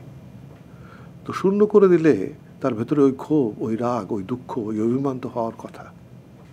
ফরিদিরটা হচ্ছে আলাদা, হলো এই যে অভিনয়ের মধ্যে বেঁচে থাকতে চেয়েছে। আমি একসময় ওকে বলেছিলাম যে অভিনয় ছাড়াও তো অনেক সময় তোর হাতে থাকে, তুই লেখ, তুই পরিচালনা কর, তুই নতুন প্রজন্মকে ওয়ার্কশপ করার মাধ্যমে তাদের তৈরি কর। ওকে তো অনেকক্ষণ চুপ থেকে একটা কথা বলেছিল, আমার কাছে মনে হচ্ছে এরকম মানুষ জন্মায় না আমাদের দেশে। ও বলছিল আমি অভিনয় করতে এসেছি, আমি অভিনয় ছাড়া আর কিছুই করতে চাই না। তো একটা মানুষ যদি এতটাই নিবেদিত থাকে এবং সে যদি অভিনয়ের জন্য কিছু না পেয়ে থাকে, ওর বেঁচে থাকার দরকারটা কি? আমি তো সবসময় মনে করি যে ও যখন গেছে ওটা ওর জন্য ভালোই হয়েছে, নাহলে আরও বেশি অনেক কষ্ট পেত। তবে হ্যাঁ, যখন ওটিটি এখানে হওয়া শুরু হলো তখন মনে হলো যে ওর থাকা দরকার ছিল। আফজাল ভাই, আপনি কি সব পেয়েছেন মানে অভিনেতা হিসেবে? আমি না পেলেও আমার এটা নিয়ে কোনো দুঃখবোধ নেই। এই কারণে রোমান, আমি কিন্তু জীবনে কিছু হতে চাইনি। আমি লেখক হতে চাইনি, লিখি। আমি অভিনেতা হতে চাইনি, আমার যখন মনে হয় অভিনয় করি। আমি নির্মাতা হতে চাইনি, আমার যখন ভালো লেগেছে আমি নির্মাণ করেছি। আমার উপস্থাপক হওয়ার পর ছিল না, আমি যখন মনে হয়েছে আমি উপস্থাপনা করেছি। আমি ইলাস্ট্রেশন করতে চেয়েছি, আমি বইয়ের কাভার করতে চেয়েছি, আমার ভালো লেগেছে, আমি যা যা করতে পারি আমি করেছি। আমার মনে হয়েছে যে জীবনটা উপভোগ করার জন্য, এবং আমি খুব সৌভাগ্যবান যে আমি এতগুলো কাজ করতে পারি, এবং এই করতে পারা হচ্ছে জীবনকে উপভোগ করা। সুতরাং কী হতে পারিনি সেটা কখনো আমার মনে বেদনা জাগায়নি। কি হতে পেরেছেন সেটা ভেবে গর্ব হয় না? না, আমার মনে হয় একটা মানুষের জীবনে আরও বহু কিছু করার আছে। আমি যা করছি এটা এমন উল্লেখ করার মতো কিছু নয়। কিন্তু আপনাকে নিয়ে যখন কেউ সমালোচনা করে, আপনাকে কি সেটি কোনোভাবে ব্যথিত করে না? কারণ কেউ বলে, আমি বলছি না সবাই বলে, যে আপনি যখন অভিনয় করতেন তখন রোম্যান্টিক চরিত্রেই আপনাকে বেশি দেখা যেত এবং সুবর্ণা আফজাল এই জুটিটাই বেশি জনপ্রিয় ছিল। কিন্তু অভিনয় সমৃদ্ধ চরিত্রগুলোতে হুমায়ুন ফরিদি কিংবা রাইসুল ইসলাম আসাদ তারাই অভিনয় করতেন। এখন আমরা যেরকম পেট কাটা সহ, কারাগার কিংবা তাণ্ডবে আপনি অভিনয় দেখেছি, এই সময়ে যে অভিনয়গুলো দেখছি, সে সময় কিন্তু আপনি সেরকম চরিত্র অভিনয় সেভাবে করেননি। সেটি কি আপনার কাছে অফার আসেনি নাকি আপনি করতে চাননি? টেলিভিশনের আদর্শ চরিত্রগুলো আমাকে দিয়ে অভিনয় করানো হয়েছে, প্রেমিক চরিত্রগুলো আমাকে দিয়ে অভিনয় করানো হয়েছে, আমাকে দিয়ে কোনো মন্দ কাজ করানো হয়নি। কিন্তু অভিনেতা হিসাবে আমার ভেতরে এক ধরনের তাগিদ ছিল যে আমি একটা আলাদা আলাদা চরিত্রে অভিনয় করব, এবং সেটা সেই ইচ্ছা পূরণ করবার জন্য কিন্তু আমি নাটকও লিখেছি, আমি চরিত্রও লিখেছি, আমি অভিনয় করেছি। সেই নাটক মানুষ পছন্দ করেছে, কিন্তু তখন টেলিভিশনের সঙ্গে দর্শকের সম্পর্ক কিন্তু অনেক নিবিড় ছিল। যেমন দর্শক সরাসরি টেলিভিশনের কাছে বলেছে এমন চরিত্রে যেন তাকে অভিনয় না করানো হয়। তার মানে দর্শকের প্রেমটা এইভাবে প্রকাশিত হয়েছে তখন। তো সেটাকে আসলে দুঃখের চেয়ে মনে করে নেওয়া ভালো, যে যা করা হচ্ছে তা তো সব কিছুই খুব অকারণে নয়, আলাদা একটা মাত্রা তো প্রতিষ্ঠা করা যাচ্ছে। এক, দ্বিতীয়ত হচ্ছে আমার আরেকটা সুখের দিক ছিল, আমি তো একই সঙ্গে মঞ্চে অভিনয় করছি, তখন মঞ্চে বরাবরই আমাকে ঠিক উল্টো চরিত্রে অভিনয় করানো হতো, সেটা শকুন্তলার অর্ক হোক, কেরামত মঙ্গলের চশমা ডাকাত হোক, মানে সকল চরিত্রগুলোই কিন্তু খুব উল্টো ধরনের চরিত্র করা হতো একদম। তো সেটা সুখের ছিল। এবং যেটা অনেকে বলেন যে সমালোচনা কিংবা আপনাদের সমকার অভিনেতাদের মধ্যে তুলনা, কিন্তু আমি জানি যে আপনাদের সবার মধ্যে একটা হৃদ্যতা ছিল এবং আপনি যখন শ্রদ্ধেয় হুমায়ুন ফরিদী টিভি নাটকে অভিনয় করতে চাইলেন এবং জনপ্রিয় হতে চাইলেন, তখন আপনি তার জন্য নিজ উদ্যোগে একাধিক নাটক লিখেছিলেন সে সময়, তাই না? সেটার কারণ কিন্তু বন্ধু হিসেবে না, সেটার কারণ ছিল দুটো। একটা কারণ হচ্ছে যে অসাধারণ অভিনেতা, সে আসলে টেলিভিশন নাটক বদলাবে। আর দুই হচ্ছে আমি লক্ষ্য করেছি যে মানুষ মানুষকে সুযোগ দিতে চায় না। আমার মনে হয়েছিল সুযোগ দিলে কি ক্ষতিটা হয় সেটা দেখতে চাই। আমরা তো পরস্পরের মৃত্যুর আগে অবধি আমরা তো পরস্পরের খুব ঘনিষ্ঠ বন্ধু ছিলাম, এবং ও নেই কিন্তু এখনো তো বন্ধু আছি। সত্যি তাই, আপনারা হচ্ছেন বিরল মানুষ, কারণ এই বিষয়গুলো অনেক রেয়ার। আপনি যে আরেকজনকে জায়গা করে দেওয়ার জন্য নিজে লিখলেন এবং আপনি দেখতে চাইলেন যে সে আসলে আমার অবস্থানটা টলে যায় কিনা। আসলে আপনি আপনার জায়গায় এত সিকিউর ছিলেন। সিকিউর না, আমি এভাবে দেখি বিষয়টা যে আমার যদি গুণ না থাকে তাহলে আমাকে আমার জায়গায় থাকতে হবে কেন? খুব গুরুত্বপূর্ণ কি, আমার ভেতরে যদি সেই শক্তিটা না থাকে আমি থাকতে চাই কেন? ছলে বলে কৌশলে এই থাকার আনন্দ কি? আফজাল ভাই, আপনাদের সেই সময় যে সুবর্ণা আফজাল একটা জুটি ছিল এবং তাদের নিয়ে অনেক চর্চা হতো এবং আপনাদের প্রেম নিয়েও অনেকে অনেক সময় বিভিন্ন সময় কথা বলেছে। সেই প্রেমটা কি আসলে মানব প্রেম যেটাকে বোঝানো হয় সেটি ছিল? প্রেম একটা নারী পুরুষের প্রেম, মানে আমি বলবো যে এটার দৈর্ঘ্যের প্রস্থে তেমন বিস্তৃত নয়, কিন্তু বন্ধুত্ব অনেক বড় ব্যাপার। বন্ধুত্বের মধ্যেও প্রেম থাকে। আমাদের বয়স হয়েছে, এখনও আমরা সম্পর্কটাকে ক্যারি করি, এখনও পরস্পরকে সম্মান করি, পরস্পরের সঙ্গে কলহ করি, এবং কোনো মাত্র ছাড় না দিয়ে যার যেটা হয় পরস্পরকে বলি। এই যে একটা সম্পর্কে বহন করা, এটি আমাদের সময় থেকে এ যাবৎ পর্যন্ত কোনো উদাহরণ দিতে পারবে কেউ? একদমই না।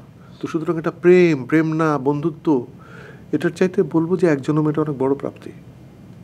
কয়জন মানুষ থাকতে পারে এভাবে? সুবর্ণা এবং বদরুল আলম সৌদ অত্যন্ত শ্রদ্ধা রয়েছে, এই কারণে অসাধারণ লেখে, জি, অসাধারণ ডিরেক্টর। এই সম্পর্কটা ব্যাখ্যা করা, মানুষ আমরা খুব, আমি যে ক্লিশে শব্দটা বললাম, মানুষ ভাবনায়ও অনেক মানুষের নিচু স্তরে চলে যায়।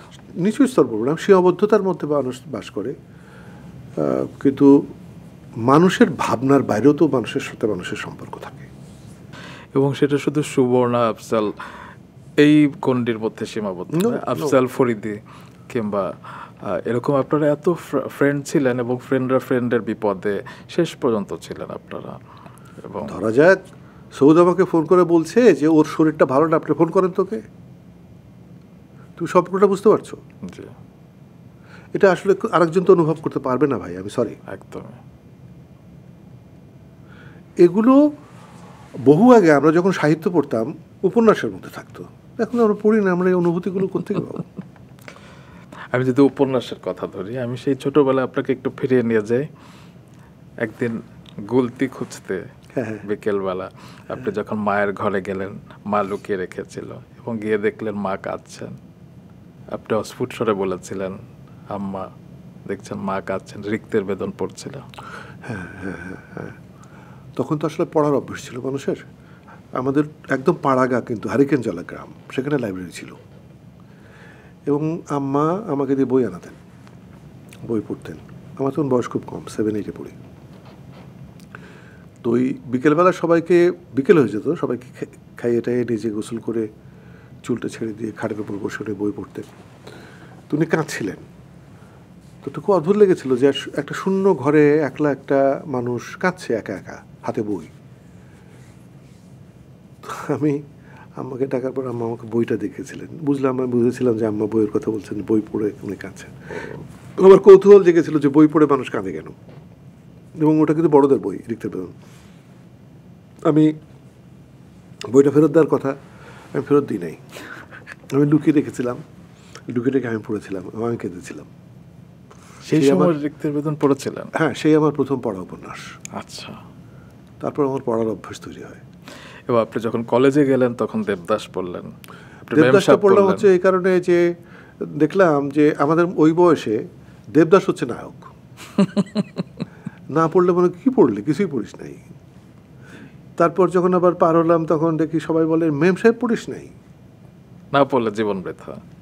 তারপরে ঢুকলাম আমাদের জীবনে সুনীল, শীর্ষেন্দু, তারপরে শহরে আসবার পর এগুলোর কথা কেন বলছি আমি, যে আমি আসলে ছিলাম মফস্বলের ছেলে এবং ভারতের সীমান্তের পাশে আমার, ভারত বাংলাদেশ পাকিস্তান, তখন ভারত পাকিস্তান, ওই সীমান্তের ধারে আমার গ্রাম। তো আমাদের কিন্তু সংযোগটা ছিল ওই পারের সঙ্গে বেশি। ঢাকা অনেক দূরের শহর ছিল,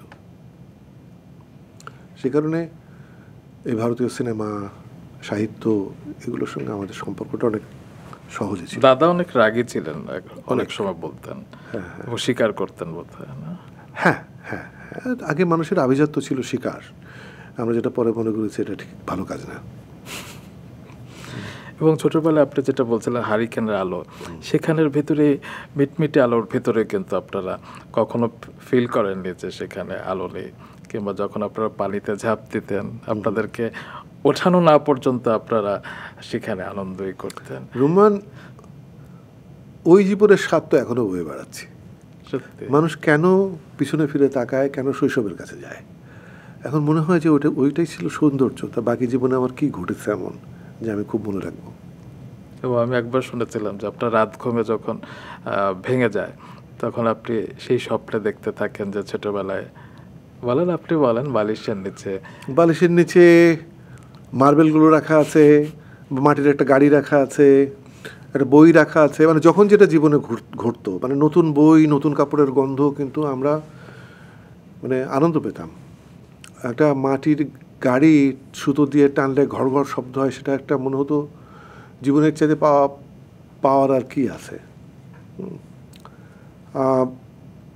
কিছু না, এখন হয়তো এখন কেউ আর ভাবে না এটা, যে শিশিরের মধ্য দিয়ে এটা আলপথ দিয়ে দৌড়ানো, বা আমাকে সাইকেল চালানো দেওয়া হতো না, সাইকেল চালাতে দেওয়া হতো না। এটার কারণ হচ্ছে আমার ছোটো ভাইটাকে দেওয়া হতো, আমাকে দেওয়া হতো না। এটার কারণ হচ্ছে ছোটো ভাই খুব শৃঙ্খলার মধ্যে জীবনযাপন করে, ও রাস্তা দিয়ে যেখান দিয়ে সাইকেল চালানো উচিত সেখান দিয়ে সাইকেল চালাবে। আর আমার মনে হতো সাইকেল তো রাস্তা দিয়ে সবাই চালাতে পারে, আমি যদি ধান ক্ষেতের আলপথ দিয়ে, চিকন একটা রাস্তা দিয়ে আলপথ দিয়ে চালাতে পারি, তাহলে না আমার একটা যোগ্যতা আছে। অনেক রেবেল ছিলেন আপনি। রেবেল না, এটা হলো যে এরকম কিছু মানুষের মধ্যে বোধহয় এগুলো থাকে বলেই আমি মার্বেলের রং মুখস্থ রেখেছি, থাকে বলেই আমার তো মনে হয় যে শৈশব সকল মানুষের আছে। কিন্তু কয়জন মানুষ মুখস্থ রাখতে পারে যে ঘুঘু পাখি উড়লে তার শব্দ এরকম হয়, শালিকের পাখার শব্দ এরকম হয়, কবুতরের এরকম হয়, পাখি ওড়ার শব্দে পাখিকে অনুভব করা। আমি মনে করি না যে সকল মানুষ এটা মনে রাখতে পারে। আমি কৃতজ্ঞ যে আমি ওরকম একটা জীবন পেয়েছি, আমি আলাদা করে দেখার অভ্যাসটা সে ছোটবেলা থেকে আমার ছিল। সে রেবেল আফজালের আরেকটু গল্প শুনতে চাই, ওই গল্পটা যে ন্যাড়া হয়ে গিয়েছিল।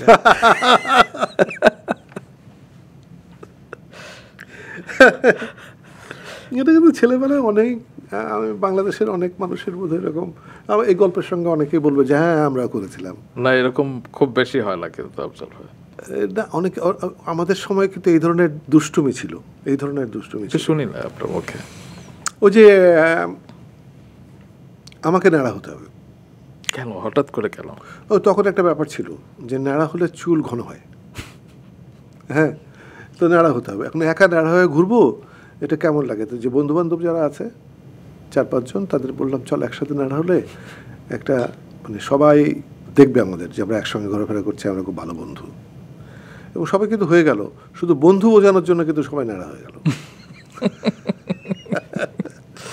অনেক সময় হয় না ইউনিফর্ম পরে একই রকম, আপনারা হচ্ছে ন্যাড়া হয়ে একই রকম হলাম এক। এবং তারপরে আরও একটা দুষ্টুমি আছে, সেটা হচ্ছে ন্যাড়া হলাম, তারপরে তো আবার চুল উঠলো। স্কুলে একজন বন্ধু একদিন আমার চুল ধরে ধরে টানছে যে তোর এত ঘন চুল, আমার চুলগুলো কোকড়া। আমি বললাম হ্যাঁ আমারও তো চুল একসময় এরকম ছিল, আমি এটা সোজা করে ফেলেছি। বলে কীভাবে? আমি ন্যাড়া হয়ে গেছি। তো তাহলে ন্যাড়া তো আমিও হয়েছে, আমার চুল তো এরকম থাকে। তুই তো ন্যাড়া হয়েছিস, শুধু ন্যাড়া মানে ভ্রুও কেটে ফেলতে হবে, তাহলে নতুন করে আবার সব আলাদা হয়ে উঠবে। ও কেটে ফেললো। আমি কিন্তু এটা বলেছি, আমার কোনো কাণ্ডজ্ঞান নেই যে ভ্রু কেটে ফেললে কি হয়। ও তারপর দিন স্কুলে এসে আর তাকাতে পারছে না, কারণ আমরা কিন্তু তাকাতে পারি আমাদের ভ্রু আছে বলে। তারপর যেটা হয়, এই অসুবিধার কারণে স্যার দেখলেন, দেখে কিন্তু প্রশ্ন করেননি কেন কি ঘটেছে, গল্প কিন্তু ওরা বুঝে ফেললেন যে কি ঘটনাটা ঘটেছে। মানে আপনার কারণে মানে আপনি মার্কাওয়ালা ছিলেন। দুষ্টামি করতাম, অনেক অনেক ধরনের দুষ্টামি করতাম, মজা পেতাম। বাবার কাছে কি মার খেয়েছেন কখনো? খুব কম, দুবার, বেছে বেছে দুবার। কোন দুবার মনে আছে নিশ্চয়? একবার হচ্ছে কি যে উনি শহরে যাবেন, সেই সময় আমি পুকুরে গোসল করতে গেছি। শহর কিন্তু 11 কিলোমিটার দূরে। উনি ফেরত এসছেন শহর থেকে কাজটা সেরে, এসে বিশ্রাম করছেন। আম্মা রান্নাঘর থেকে বকবক করা, যেটা আর কি, যে এতক্ষণে গেল, সে আর ফেরে না, এটা না ওটা না। আব্বা খুব অবাক হলেন যে এতক্ষণ ধরে পুকুরে গোসল করে। তারপর গেলেন। আব্বার কিন্তু অদ্ভুত একটা ধরন ছিল, উনি কিন্তু চিৎকার করে ডাকবেন না, বলবেন না, শাসন করবেন না, কিছু না। পুকুরের ধারে একটা নিম গাছ আছে, নিম গাছের তলায় যেয়ে উনি দাঁড়িয়ে থাকলেন। আর আমরা বন্ধুরা কিন্তু পুকুরের ডুব দিয়ে দিয়ে পুকুরের নিচের কাদা উপরে তুলে ফেলেছি। কাদা তোলা, কাদা ছোড়া। তো একজন বন্ধু বললো যে তোর আব্বা। তাকে দেখলাম, দেখে আমি সুসুর করে চলে এলাম পানি থেকে উঠে। রাস্তা কিন্তু ওটাই, আব্বা যেখানে দাঁড়িয়ে আছেন। আমি আব্বাকে পার হতে যাব, আমি আব্বার ছায়াটা দেখেছি আগে ঘাসের উপর। ছায়া দেখলাম যে আব্বা হাত তুললেন এরকম। দেখা মাত্র আমি পিঠটা এরকম কুচু করে ফেললাম, পিঠে কষে একটা চড় মারলেন তিনি। কিছু কোনো মানে কথা না, কিন্তু শুধু একটা চড় মারলেন। আমি তো চিৎকার করে কাঁদতে কাঁদতে বাড়িতে আসলাম।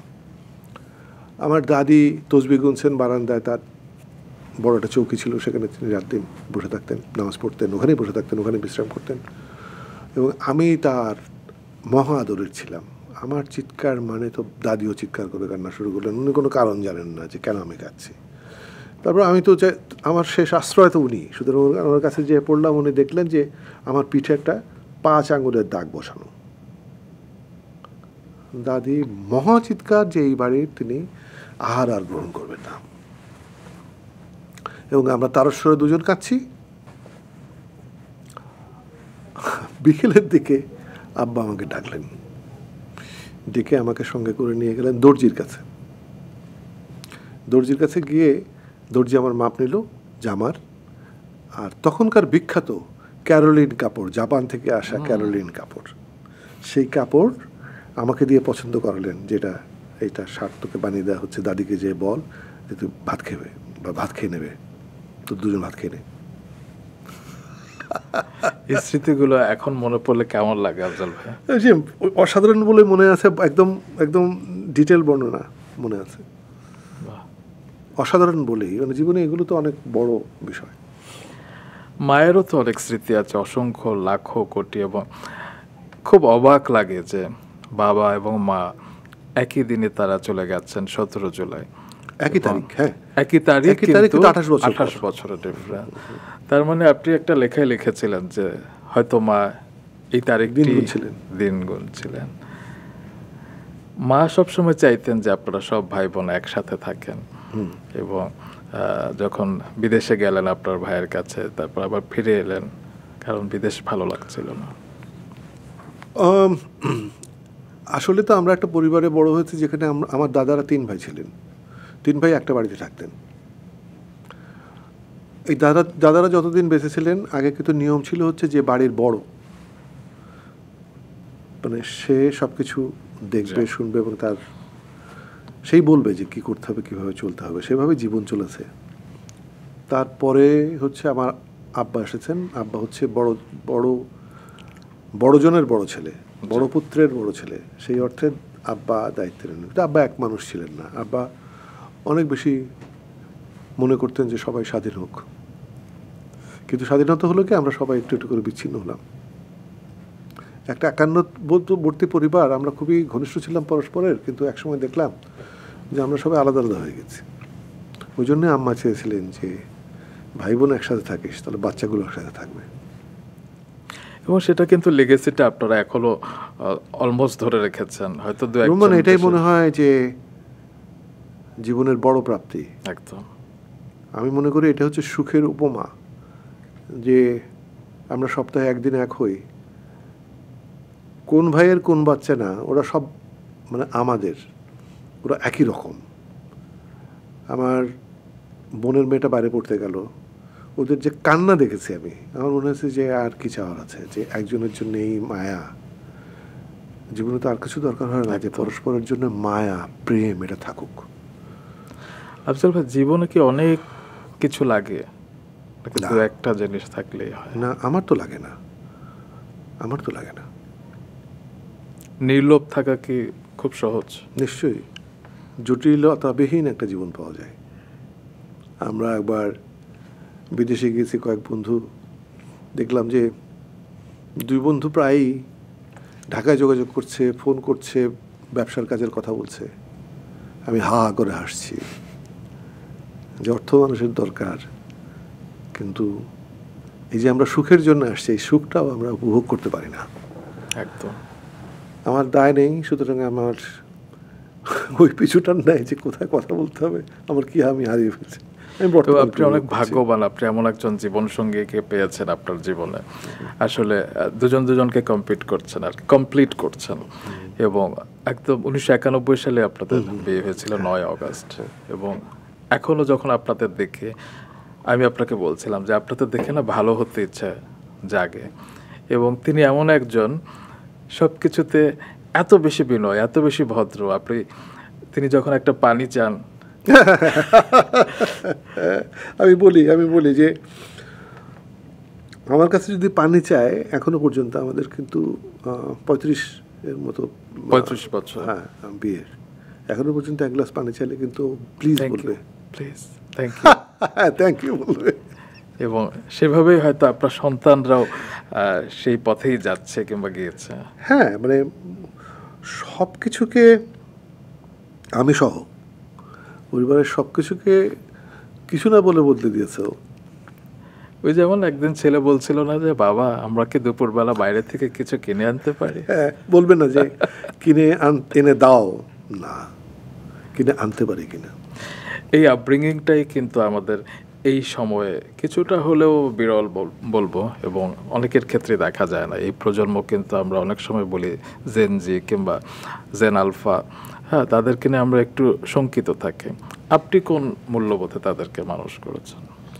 আমার তো মনে হয় না রোমান, যে আমি বা আমার স্ত্রী কখনো বাচ্চাদের বলেছে যে এটা করবে ওটা করবে না। আমার আব্বা, আমি যেদিন ঢাকা শহরে প্রথম আসি, এই দৃশ্যটা আমি ভুলিনি। ভোরবেলা বাসে চড়ব বলে বাসা থেকে বেরিয়ে প্রধান সড়কে এসে ধুলোর রাস্তা এসে দাঁড়িয়ে আছি। একটা ডান দিকে একটা ব্রিজ, ওর ওপাশে গাড়ি হর্ন বাজালো। তার মানে আব্বা বুঝতে পারলেন যে গাড়িটা এসে গেছে, এখনই আমি গাড়িতে উঠবো। আমার আব্বার সঙ্গে একটা দূরত্ব ছিল। সেটা কি তিনি রাশভারী হবার কারণে? না, কারণ হলো কি, সংসার ছিল দাদা আর দাদির। আচ্ছা। আব্বা ওখানে সন্তানই ছিলেন। আব্বার সন্তানরা, আমরা দু ভাই, তখন দু ভাই, আমার বোনটা অনেক ছোটো। আমাদের দু ভাইকে লালন পালন করেছে দাদা দাদি। আচ্ছা। আব্বা আম্মা একটা সন্তানের মতোই ছিলেন, মানে আমাদের উপরে তাদের কোনো অধিকার ছিল না।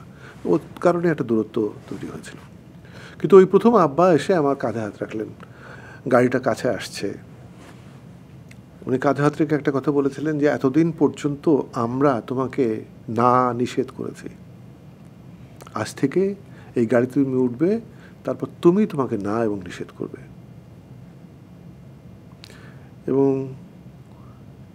যা ভালো মনে করো তুমি তাই করবে, কিন্তু মনে রেখো তুমি ঢাকায় যাচ্ছ, আমরা কিন্তু গ্রামে পড়ে আছি, তোমার মা, আমি, এটা মনে রেখো যে আমরা গ্রামে আছি।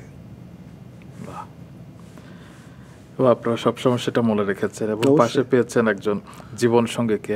তার সাথে ঝগড়াও করেছেন জীবনে হয়তো খুব কম সময়, তার মধ্যে একটি ছিল গরুর মাংস নিয়ে। না, ঝগড়াটা আসলে খুব বেশি ও ঝগড়া ওর সঙ্গে করা যায় না, কারণ ও তো গলা তোলেই না। এক, আর বিয়ের প্রথম দিকে স্বভাববশত আমাদের কিন্তু পারিবারিক একটু আছে যে আমরা একটু পুরুষরা, আমাদের পরিবারের পুরুষরা কিন্তু একটু রাগী স্বভাবের। তো আপনি কি রাগী? আমি ছিলাম। ওকে। ছিলাম। তো বিয়ের পর একদিন একটু জোরে কথা বলেছিলাম। বিয়ের কিছুদিন পর আমার মা কাছে ছিলেন, সোজা এসে কোষে যেটা থাপ্পড় মারা ওরকম আমার বউয়ের সামনে থাপ্পড় মেরে বলছে, কোনোদিন বউয়ের সঙ্গে জোরে কথা বলবি না। তো আর কখনো বলা হয়নি। আর গরুর মাংস না, ওই যে শাশুড়ির কাছে একটু গরুর মাংস ওইটা ছিলেন। আমার শাশুড়ি কিন্তু শাশুড়ি ছিলেন না, উনিও মা ছিলেন, ছেলের মতোই আপনাকে। হ্যাঁ, আমাকে ছেলেই ভাবতেন। আর আমি আমার স্ত্রীকে যে বিয়ের প্রস্তাব দিয়েছিলাম সেটা কিন্তু সাহসটা পেয়েছিলাম আমি তার কাছ থেকে। আমি জানতাম, মনে মনে জানতাম উনি আমাকে পছন্দ করেন। তো সুতরাং উনি যখন আমাকে পছন্দ করেন, ওনার মেয়ে যদি আমাকে না করে সেটা আমার জন্য অসম্মানজনক হবে না। যাই হোক, উনি তো মা ছিলেনই, এবং ছিলেন বলেই এবং খুব অন্য ধরনের মানুষ ছিলেন। যেমন উনি যখন অসুস্থ হয়ে পড়েছেন, বেশ একা বাস করতেন, কারণ আমরা আপনিটাকে আমার ওয়াইফের, আমার স্ত্রীর বড় বোন উনি দেশের বাইরে থাকতেন, আমার স্ত্রীর বড় ভাই উনি দেশের বাইরে থাকতেন। উনি একা বাস করতেন বাসায়। অসুস্থ যখন হয়ে গেলেন তখন আমরা ঠিক করি যে ওনাকে আমাদের সঙ্গে রাখবো, আমাদের পাশাপাশি বাসায়। তো ওনাকে সেটা প্রস্তাবটা দেওয়া হলে উনি বলেছিলেন যে আমি থাকতে পারি, কিন্তু আমার কাছ থেকে বাসা ভাড়া নিতে হবে। মানে উনি ঠিক আছে মা ছিলেন, কিন্তু আবার এই দিক দিয়ে খুব প্রিন্সিপাল মানে কি, এমনকি ছেলের বউ দীর্ঘকাল বিদেশে থাকতেন, কিন্তু কি দীর্ঘকাল একটা কাজে এসে থাকতে চেয়েছেন, উনি বলেছেন আলাদা বাসায় নিয়ে থাকো, আমার বাসায় বেড়াতে আসবে। তো ওরকম একটা মানুষ। উনি আমাকে বলছেন আজকে রাতে আমার এখানে খেও। তো খেয়েছি গরুর মাংস, আমার পছন্দ গরুর মাংস উনি রান্না করেছেন। তো আমি তো জানি যে উনি খান না বা বাসায় খাওয়ার মতো কেউ নেই। আমি বলেছি যে এটা বাকিটা আমাকে দিয়ে দেন, আমি নিয়ে যাই। দিয়ে দিয়েছেন। ওপাশ থেকে এপাশে এসে আমার বউ আমাকে বলে, আমরা কিন্তু তুই করে বলি, তুই কেন চাইলি? তোকে তো খেতে বলা হচ্ছে, তোকে দিয়ে আসতে বলা হয় না। এটা একটা তুমুল ঝগড়া হচ্ছিল। শেষ পর্যন্ত আমি বলেছিলাম যে আমার মা, আমি বলেছি তোর কি। এই ছোট ছোট অনুভূতি যে কত বিশাল এবং কত মানব জীবনকে স্পর্শ করে আফজাল ভাই, আপনি হয়তো বুঝতে পারছেন না। আমি ফিল করি, আমি একেবারেই যে অনুভব করি না তা না। আমার বাচ্চারা যদি আমার দেখে যে আমি তাদের মাকে তুমি করে কথা বলছি, আমাদের দিকে তাকায়, তোমাদের কিছু হয়েছে নাকি? এবং আপনারা যখন 2 বছর আগে ঘুরতে গেলেন, মানে জীবনের দীর্ঘ সময় ব্যস্ত ছিলেন এবং সেভাবে হয়তো দুজন মিলে ঘোরা হয়নি, সন্তান প্রায় 21 বছর পর। এবং সেই সময় আপনার যে লেখা কিংবা ছবিগুলো, সেগুলো না আমাকেও স্পর্শ করেছিল। আপনার কি মনে হয় যে কনজুগাল রিলেশনশিপকে সময় দেওয়া কতটা জরুরি সন্তানদের বাইরে? তুমি হিসাব করে দেখেছো তুমি কেন বাঁচো? তুমি একজন সঙ্গীর জন্য বাঁচো, তুমি একার জন্য বাঁচো না। তোমার যদি কাজের শেষে ঘরে ফেরার টান না থাকে, তুমি কি জীবন বহন করছো? আমার যদি একটা ছবি আঁকার টান থাকে, আমার একটা লেখার টান থাকে, আমার ঘরে ফেরার টানও থাকতে হবে। আমার সন্তান, আমার পরিবারের জন্য টান থাকতে হবে। এবং আমার যখন টান থাকবে তখন এটাও আমার ভেতরে আস্থা তৈরি হবে যে আমার জন্যেও কেউ অপেক্ষা করে, কারা অপেক্ষা করে বসে আছে। এবং এটাই জীবনের প্রাপ্তি। আমরা অনেক কিছুর জন্য অনেক কিছু করি, কিন্তু বিশ্বাস করি যে একটা জীবন মানুষের, এবং জীবনে এইগুলো সবচেয়ে গুরুত্বপূর্ণ। অবশ্যই। এবং আপনার দেখানো পথে বলছেন, আপনার জিন কিন্তু আপনার পথেই এসেছে। এবং মনে আছে একবার আপনি যখন বিশ্ববিদ্যালয়ে পাশ করার পর আপনার বড় ছেলে আরাফকে প্রশ্ন করেছিলেন কি হতে চাস, কি বলেছিল সে? প্রথম হচ্ছে কি, ও তো বাইরে পড়তে গেল, তো ওকে রেখে 15 দিন আমরা একটু ঘোরাফেরা করে যে ও সেটেল ডাউন করলো কিনা এটা বোঝার জন্য আমরা 15 দিন পর আবার গেলাম। এই 15 দিনের মধ্যে আমার কিছু বন্ধুবান্ধব যারা ছিল একজন বলল যে এই টেলিফোন নাম্বারটা ওকে দিয়ে দিও, আর ও যেন আমি বলো যে আমি ফোন করব এবং আমি বলবো ওকে যে কী কী ওকে করতে হবে। তা আমি বাবা, আমার তখন মনে হয়েছে যে কেউ একজন যদি অভিভাবক শ্রেণীর থাকে যে আসলে আগ্রহ নিয়ে ওকে বলবে যে তুমি কি করবে, সেটা তো ভালো। তো ওকে যখন আমি বললাম যে এই নাম্বারটা আমার একজন বন্ধুর, তোকে ফোন করবে, তোকে বলতে পারে যে কী করতে হবে, কারণ অনেক দিন ধরে ও আমেরিকাতে আছে। আমার দিকে অবাক হয়ে তাকিয়ে থাকলো, তাকে থেকে বললো, বাবা তুমি কি আমাকে এখানে উপার্জনের জন্য এনেছো, যে আমি পড়াশোনা করে উপার্জন করব? তা যদি হয় তোমার সঙ্গে আমাকে ফেরত নিয়ে যেতে পারো, আমি এসেছি পড়াশোনা করতে, আমি তারপর কি করব এখন কিন্তু জানি না। এই এক। দুই হচ্ছে ও পড়াশোনা শেষ করলো, শেষ করার পরে ওখানে বন্ধুবান্ধব আবার বললো যে ও চলচ্চিত্র নিয়ে পড়াশোনা করেছে, অর্থনীতি নিয়ে পড়াশোনা করেছে, তো অর্থনীতির একটা সুযোগ আছে, কেউ একটা চাকরি পেয়ে যাবে, এখানে তো টিকতে হবে আগে এই দেশে, তো এটা একটা চাকরি নিতে বলো, সেটা ওর ভালো রেজাল্ট ও পেরে যাবে এবং তখন ও চলচ্চিত্র বিষয়টা ভাবতে পারবে। তো আমি সেটাও তাকে বললাম। বলার পর আমাকে বললো, বাবা আমি তোমাকে বলেছিলাম আমি তো আসলে রোজগারের জন্য কিছু করতে চাই না, আমি তোমাকে দেখেছি তুমি রোজগারের জন্য কিছু করো না, তুমি যা করো ভালোবেসে করো, আমি লিখতে চাই এবং আমি যদি কোনো কিছু করি তাহলে আমার লেখার যে ইচ্ছাটা সেটা কোনো না কোনোভাবে ক্ষতিগ্রস্ত হবে, জীবনে কিছু হোক বা না হোক আমি একটাই কাজ করতে চাই, লেখা। তারপর সে এখন কি করছে?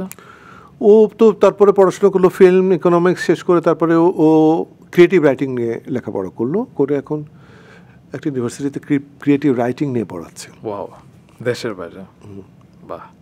এবং তিনি যখন বিয়ে করতে চাইলেন সেই সময়ের একটা গল্প আছে, এবং আপনি বলেছিলেন যে তোমার স্ত্রী জানে কিনা যে তুমি কিসে ক্যারিয়ার করতে চাইছো, মানে তুমি যাকে বিয়ে করতে যাচ্ছ।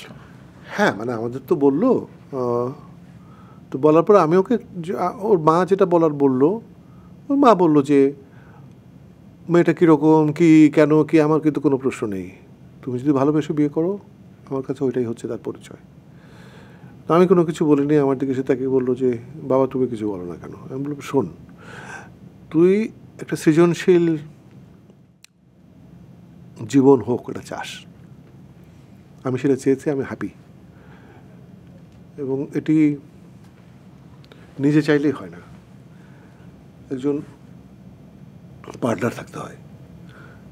তোর মায়ের যদি সহযোগিতা এবং আমাকে প্রশ্রয় দেবার মনোবৃত্তি তার না থাকতো তাহলে আমি কিন্তু এটাই পারতাম না। তুই যদি লিখে জীবন কাটাতে চাস তাহলে আমাদেরকে তোর বলার দরকার নেই, তুই যে মানুষের সঙ্গে জীবন কাটাবি তুই তাকে বল যে আমি এই জীবনটা কাটাতে চাই। বলছে বাবা ও জানে আমি এই ক্রিয়েটিভ রাইটিং নিয়ে পড়ার আগে আমার আগ্রহের কথা জেনে ওই আমাকে বলেছে যে তুই ক্রিয়েটিভ রাইটিং নিয়ে পড়াশোনা কর, তাহলে যা বিয়ে কর। এরকম বাবা যদি ঘরে ঘরে থাকতো আসলে। এবং আপনারা এত প্রতিক্রিয়াহীন, মানে ছেলে চাইছে, যাকে ইচ্ছা বিয়ে করতে চাইছে, এই স্বাধীনতাটুকু দেয়াটা আসলে কতটুকু গুরুত্বপূর্ণ? খুবই গুরুত্বপূর্ণ, কারণ আমরা কি আমার ছেলে বলে কি আমি মালিক নাকি ছেলের? আমার মনে পড়ে যে ছেলে যখন বিয়ে করতে যাচ্ছে তখন আমি তো খুব সাধারণ একজন মানুষ, আমার মধ্যে এক ধরনের উদ্বেগ ছিল যে একটা নতুন মানুষ আসবে, সে কী ধরনের হবে। মনা বলেছিল, আমার স্ত্রী বলেছিল যে তুই কেন মনে করিস যে সে কেমন হবে, সে তো ছেলের জীবনের অংশ, এবং আমরা তো জানি আমরা ছেলেকে কীভাবে মানুষ করেছি, সে তো সেই ধারণা প্রাপ্ত হবে। তুই কেন মনে করিস যে একটা বউ ঘরে আসছে, তুই কেন মনে করতে পারিস না যে একটা মেয়ে ঘরে আসছে? আমার তখন মনে হচ্ছে আসলে তো আমি কেন দাবি করি, জীবনটা তো ওর। আর একটা কথা বলেছিল যে প্রথমত তারা তাদের জন্য, ওরা কিন্তু আমাদের জন্য না। এটা খারাপ লাগলেও শুনতে, এটা কিন্তু মেনে নেওয়া উচিত যে জীবনটা ওদের, চমৎকার। আফজাল ভাই, আপনার কাছ থেকে আরেকটা বিষয় আমি শিখি, যেটা বাঙালি অনেক পুরুষের ভেতরে দেখা যায় না, সেটা হচ্ছে কি স্ত্রীকে সম্মান এবং প্রকাশ্যে সম্মান। আপনি প্রায়ই আমাদের শ্রদ্ধা তাজিন হালিম, তাকে নিয়ে লিখেন, ছোট ছোট অনুভূতিগুলো আপনি শেয়ার করেন সবার সাথে এবং তাকে সম্মান করেন। আপনার কি মনে হয় যে বাঙালি পুরুষরা এক্ষেত্রে কিছুটা পিছিয়ে? না, পিছিয়ে না, এগিয়ে। ধর আপনি একটা লেখায় লিখেছিলেন যে স্ত্রীর রান্নার প্রশংসাও অনেক সময় আমরা অধিকাংশ পুরুষ করতে পারি না, কিন্তু যদি একটু নুন কম হয়, একটু তেল কম হয়, মশলা কম হয়, তখন কিন্তু সেটাই বড় হয়ে ওঠে। হ্যাঁ, কিন্তু সেটা কি হওয়া উচিত? আমরা যদি সম্পর্কটাকে বুঝতে চাই, আমরা দুজন মানুষের সম্পর্ক, দুজন মানুষ তো এক নই। আমি যদি বিবেচনা করি যে আমার স্ত্রী আমার মতো কিনা, কেন আমার মতো হতে হবে তাকে? সে তো আরেকটি পরিবারে বড় হয়েছে, আরেক ধরনের দৃষ্টিভঙ্গিতে বড় হয়েছে। আমি আরেকটি পরিবারে জন্ম নিয়েছি, তো সেই পরিবারের দৃষ্টিভঙ্গিটা একরকম ছিল। আমি গ্রাম থেকে এসেছি, ও শহরে থেকেছে, ও দেশের বাইরে পড়াশোনা করেছে। দুটো দৃষ্টিভঙ্গি তো টোটালি আলাদা হবে। এবং আমার স্বীকার করতে কোনো দ্বিধা নেই যে আমার চেয়েও অনেক বেশি জানে, অনেক বেশি ভাবতে পারে, এবং সেটা যদি আমার সঙ্গে যুক্ত করতে পারি, সেটা তো আমারই লাভ। আমার যা নেই তাকে আমি বন্ধুবান্ধবের কাছ থেকেও নেইনি। আমি যখন একটা মফস্বল থেকে শহরে এসেছি, তখন তো প্রতিনিয়ত কারো না কারো কাছ থেকে শিখেছি। কিন্তু এই ক্ষেত্রে বাঙালি পুরুষরা একটু ইগোইস্টিক হয়ে যায় না? সেটা তো যার ব্যাপার। কিন্তু আমি মনে করি যে আর্ট কলেজে ভর্তি হয়ে গেলাম। ভর্তি হয়ে যাওয়ার পর আমার মনে হচ্ছে যে আমি গ্রাম থেকে এসে পেরে গেলাম। তার মানে শহর আমাকে এক ধরনের আত্মবিশ্বাস দিল যে আমার এক ধরনের যোগ্যতা আছে, তা নাহলে ভর্তি হলাম কী করে। কিন্তু আমি তো একটা দ্বিধায় ছিলাম। আমি ক্লাসের মধ্যে কারোর সঙ্গে ঠিক ওইভাবে কথা বলতে পারতাম না, কারণ আমি গ্রাম থেকে এসেছি। এমনও ঘটনা ঘটেছে, আমি কিছুদিন আগে লিখেছি। ছেলে মেয়ে হাত ধরাধরি করতো তখন? না, আমার পাশে একটা মেয়ে বসে আছে, আমার পেন্সিলটা ভোঁতা হয়ে গেছে, কিন্তু আমার কাছে শার্পনার নেই। তো আমি তো তার কাছে আমি আধুনিক ছেলে না, আমি সহজ ছেলে না, আমি তো বলতে পারি না যে তোমার কাছে শার্পনার আছে কিনা বা আপনার কাছে শার্পনার আছে কিনা। সুতরাং আমি পেন্সিলটা দাঁত দিয়ে ভাঙছি, এবং পাশ থেকে মেয়েটা পেন্সিলটা কেড়ে নিয়ে শার্পনারটা দিয়ে শার্প করে আমাকে দিয়ে দিল। এখন আমি এটা ছোট গল্প না, কিন্তু এটাও কিন্তু একটা আত্মবিশ্বাস, অবশ্যই এটাও কিন্তু একটা শিক্ষা। এবং আরও কিছুদিন পর, 15-20 দিন পর, কলেজেরই ক্লাসেরই একটা মেয়ে উঠে দাঁড়িয়ে বলল যে আমরা সবাই একসাথে পড়াশোনা করি, আমরা পরস্পরকে আপনি করে কেন বলি। আমি মনে করেছি যে গ্রাম থেকে আসবার পর এটাও আমার একটা বড় শিক্ষা ছিল, যে বন্ধু হওয়ার জন্যে হাত বাড়িয়ে দেয়া, হাত পাওয়া, সেটা একজন মানুষকে আত্মবিশ্বাসী করে। আমি ছবি আঁকতে চাইলে শিক্ষক আমাকে শেখালেই আমি ভালো ছবি আঁকতে পারলাম তা তো না। আমার চারপাশে অনেক কিছু শেখায়, এবং আমাকে যদি আত্মবিশ্বাসী করে আমার পরিবেশ, আমার বন্ধুবান্ধব, তাহলে আমার ভাবনা অনেক বিস্তৃত হবে, এবং তা হয়েছে। আপনার কখনো ইচ্ছা হয়নি বিদেশে স্থায়ী হবার? না, একেবারেই না। যে পরিস্থিতি থাকুক, অনেক সুযোগ এসেছে, কিন্তু যে পরিস্থিতি থাকুক আমি দেশ ত্যাগ করতে পারবো না। সেটা আমি যখন ভাবি যে অমুকে নেই, আমি বিশ্বাস করি না সে আনন্দে আছে, আমি বিশ্বাস করি সে দুঃখে আছে। এই দেশেই থাকতে চেয়েছে মানুষ। কিন্তু হয় না, আপনি কিছুদিন আগে যখন চীন ঘুরতে গেলেন, হ্যাঁ, সেখানে নীল আকাশ দেখে আপনি বলেছিলেন যে বাংলাদেশেও, আমার দেশেও তো এরকম নীল আকাশ ছিল, নীল সাদা থপথপে আকাশটা। কিংবা যখন পূর্ণিমার আলো, সে আগের মতো হয় না, চাঁদের তো বয়স বাড়ে না, তারপরও আমাদের চাঁদের পূর্ণিমার আলো এখন এমন কেন? কিন্তু আমাদের সব কিছুতে একটা ঘুণ পোকা ধরেছে না? হ্যাঁ, সেটার কারণ আছে। আমার শৈশব কেটেছে নদীতে, আমি কি নদী পাবো এখন? আমার শৈশব কেটেছে পুকুরে, আমি কি পুকুর পাবো এখন? আমার শৈশব কেটেছে সবুজে, আমি কি সবুজ পাই এখন? আমরা তো বড়ই হয়েছে সুজলা সুফলা শস্য শ্যামলা, বাংলাদেশের বর্ণনা শুনে। দেশকে এখন সেরকম সবুজ আছে? না থাকার কারণ কি? আপনি হয়ে গেছে? আমরা যারা দেশটাতে বাস করি প্রত্যেকের ভূমিকা আছে। একটা গাছ যদি ফল না দেয়, সেটার জন্য কিন্তু আমার দায় আছে। একটা সবুজ যদি সবুজ না থাকে, সেটার পেছনে আমার দায় আছে। আমরা শুধু কথা বলেছি, আমরা অনুভব করতে চাই না। এবং এক্ষেত্রে আপনি সবসময় মানুষের মনকে বলেন, মনকে কিন্তু প্রকৃতি নিয়ন্ত্রণ করে। অবশ্যই, অবশ্যই। তা না হলে সৌন্দর্য দেখা মানুষ সে কিন্তু পাপ করতে পারবে না। আমাদের প্রত্যেকের আকাশে জ্যোৎস্না আসে, আমরা কয়জন দেখি? প্রত্যেকের জীবনে ভোর আছে, আমরা কয়জন দেখি? আমি যদি ভোরে জাগি, ভোরকে দেখি, আমি যে মানুষটা হব, মানে আমি ইচ্ছা করে হব না, মানে আমার ভেতরে, হ্যাঁ, আমার ভেতরে অনেক বদল আসবে। অবশ্যই। আমি যদি সুন্দরের সঙ্গে থাকি, আমি যদি কবিতা পড়ি, আমার যা কিছু সুন্দর জগৎ সেটা উপভোগ করার ইচ্ছা যদি আমার মনে থাকে, তাহলে যা মন্দ তা আমাকে স্পর্শ করবে সহজে? পারবে না। আফজাল ভাই, এবার আপনার মুখ থেকে যে একটা কবিতা আবৃত্তি শুনতে ইচ্ছে হচ্ছে, আপনার লেখা কিংবা যে কারো। এই কবিতাটার নাম হচ্ছে আমাদের ভাগের কারখানা। আমি একটা আমাদের সময়টাকে এখানে আমার মনে হচ্ছে উপলব্ধিটা আমি বলেছি এখানে। আমরা এই কারখানার নিবেদিত প্রাণ শ্রমিক। আমাদের পূর্বপুরুষরাও তাই ছিলেন।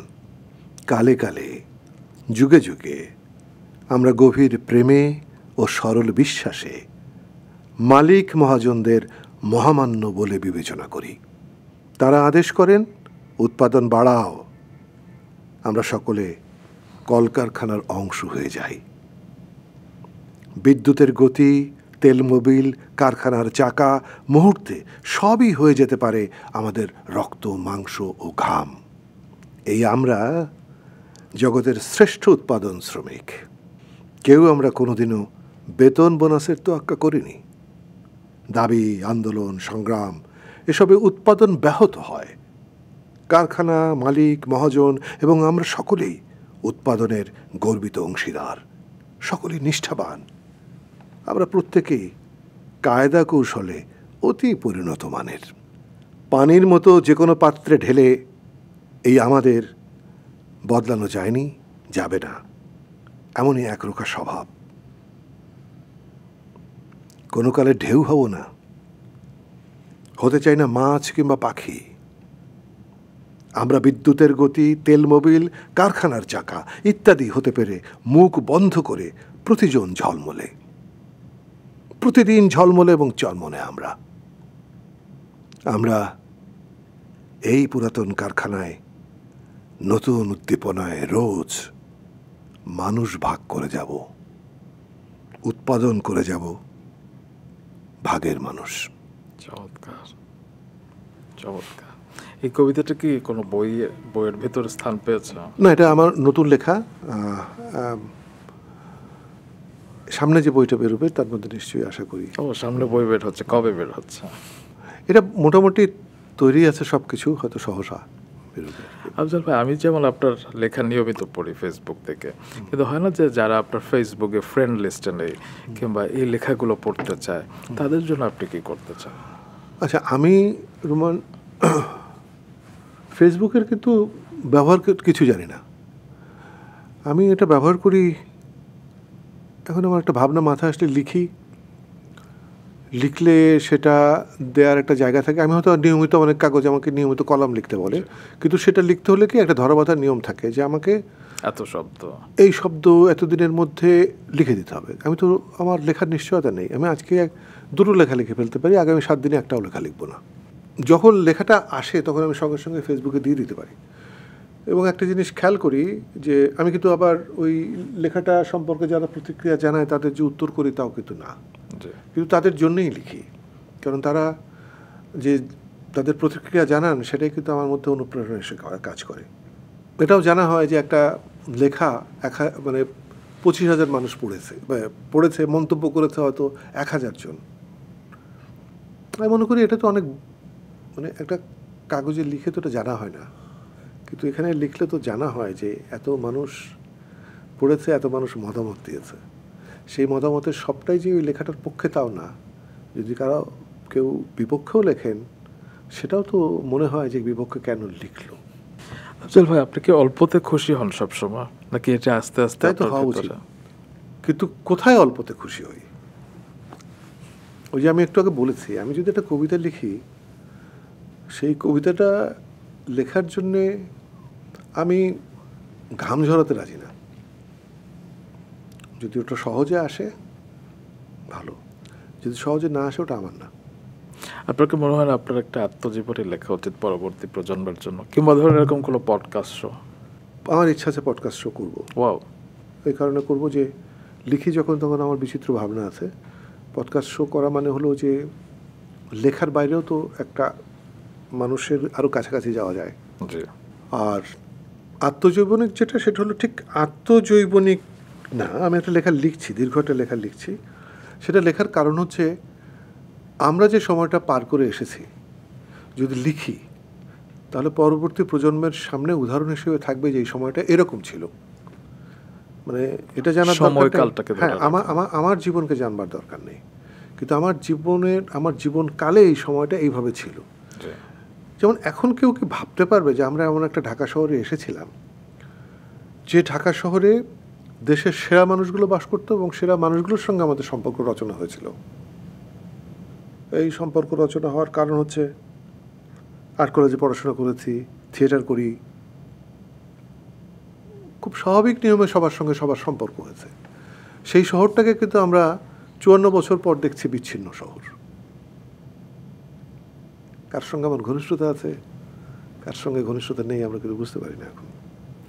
এবং সেই একসাথে বসে যেটা আপনাকে আড্ডা দিতেন, আড্ডারও তো একটা পজিটিভ এফেক্ট। অবশ্যই অবশ্যই অবশ্যই।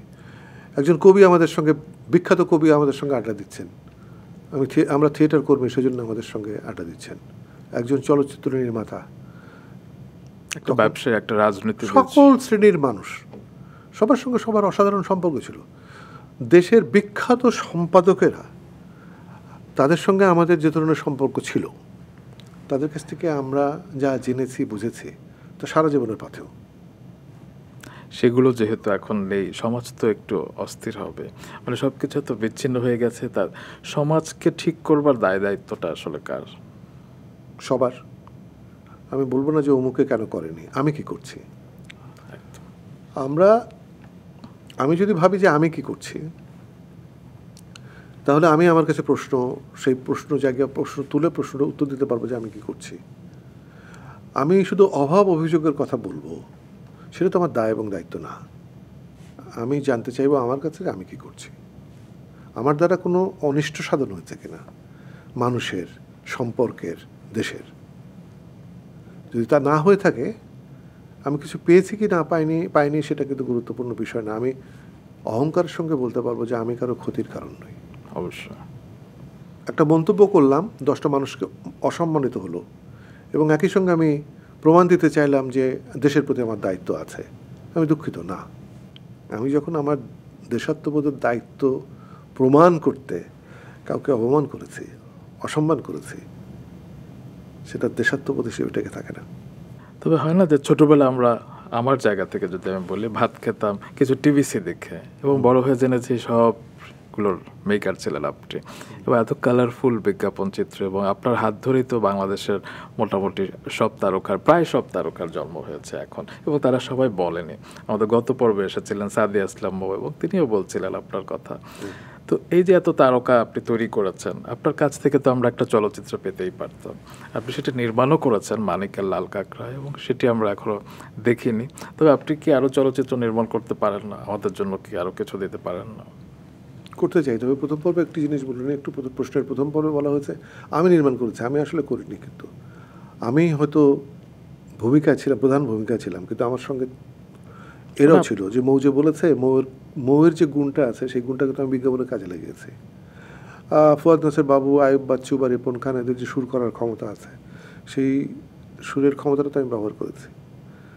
সালাউদ্দিন লাবলু, আনোয়ার হোসেন বুলু, সমীর কুশারি, শফিকুল ইসলাম স্বপন, এদের যে চিত্রগ্রহণের ক্ষমতা ছিল, সেটা তো ব্যবহার করতে পেরেছি।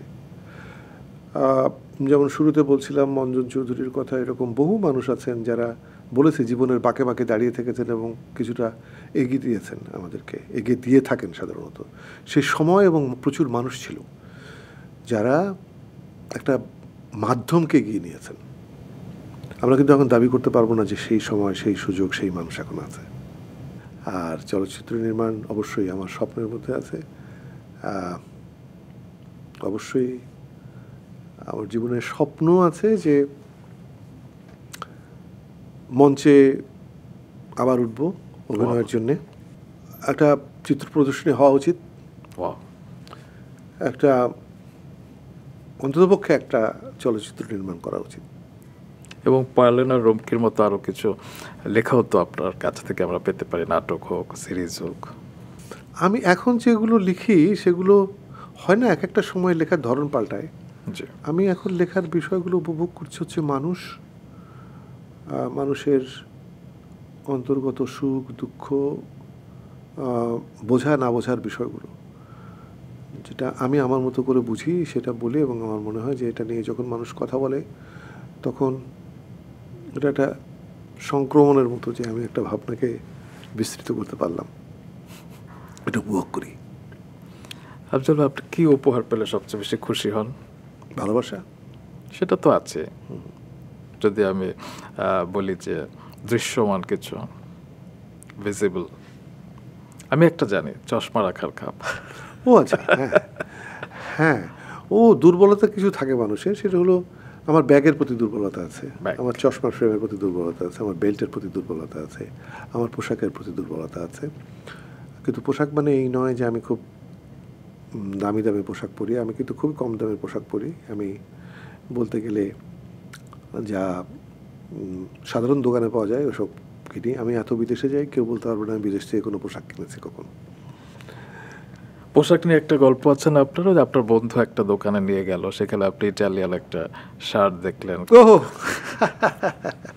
না, ওটা আসলে কি একটা সময়ের গল্প। সময়ের গল্প মানে আমার জানা ছিল না যে ঢাকা শহরে এমন দোকান আছে।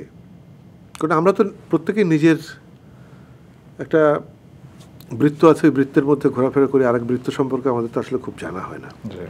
আমার জানা ছিল না যে ঢাকা শহরে এমন দোকান আছে যেখানে একটা শার্টের দাম 1.5 লক্ষ টাকা। 1.5 লক্ষ টাকা! আমি অবাক হয়ে হা করে তাকিয়ে থেকেছি। আমাকে জানানো হয়েছে যে এটি পৃথিবীর সবচেয়ে কম ওজনের শার্ট। তো আমি জিজ্ঞাসা করেছিলাম যে কারা কেনে। আস্তে আস্তে বলছিলেন যে ক্রেতা আছে। তার মানে আমাদের কাছে যেটা অবাক করা, অনেক মানুষ খুব স্বাভাবিক নিয়মে এগুলো কেনেন। গতকালই একজন বন্ধু বলছিলেন যে মুড়ি মুরগির দরে বিদেশে ফ্ল্যাট বিক্রি হচ্ছে, জানেন? আমি কি করে জানবো, আমার তো কোনো কৌতূহল নেই। তো বলছে কি যে এরকম এই ব্যাপার, মানুষ মুড়ি মুরগির দরে কিনে ফেলে। তো জীবন এক একজন মানুষের এক এক রকম। আমি হয়তো নদীর এক কূলের কথা জানি না, কারণ আমি এক কূলের। আবার আরেক কূলের মানুষ আমার কথা জানে না, কারণ সে আমার কূলের নয়। কিন্তু তারকাদের সবাই তো ভাবে যে তারা নিশ্চয়ই অনেক এক্সপেন্সিভ লাইফ লিড করে। আপনি সবচেয়ে এক্সপেন্সিভ কি পড়েছেন জীবনে? আমার কাছে মূল্য মানে টাকা নয়, আমার কাছে মূল্য মানে আলাদা কিছু। আমি যে কাপড়গুলো পরি এগুলো তো আসলে গার্মেন্টস রিজেক্ট, ছোটোখাটো দোকানে আসে। এবং ঢাকা শহরে 4-5টা দোকান আছে যারা অত্যন্ত দয়ালু, আমাকে ফোন করে জানায় যে আপনার জন্য আলাদা কিছু রেখেছি।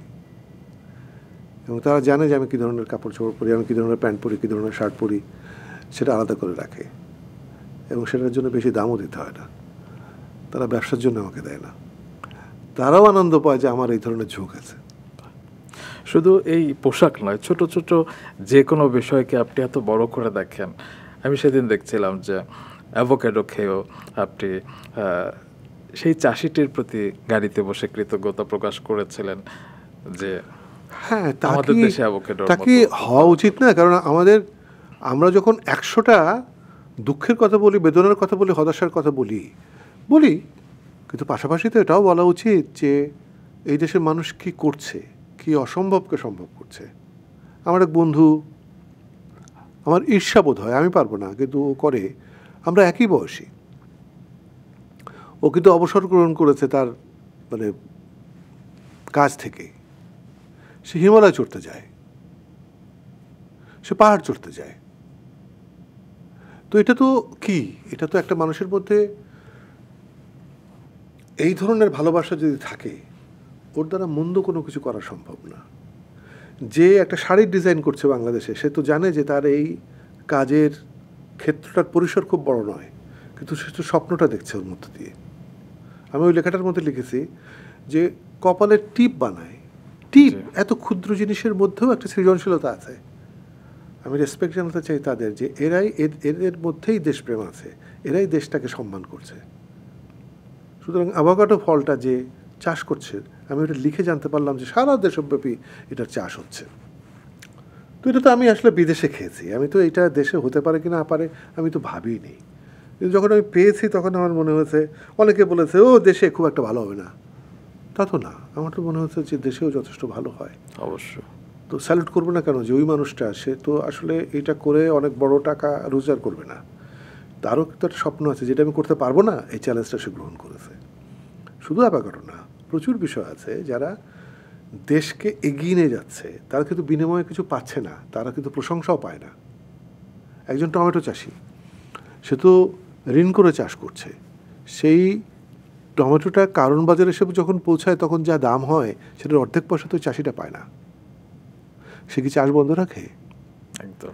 তার জীবনে সচ্ছলতা ফেরে না, তার হাহাকার কমে না। সে কি স্বাধীনতার পর থেকে এই পর্যন্ত কোনো দিন নিঃশ্বাস নিতে পেরেছে, ভালো ঘুমাতে পেরেছে? কিন্তু ও চাষটা করে বলে আমরা ভালো থাকি।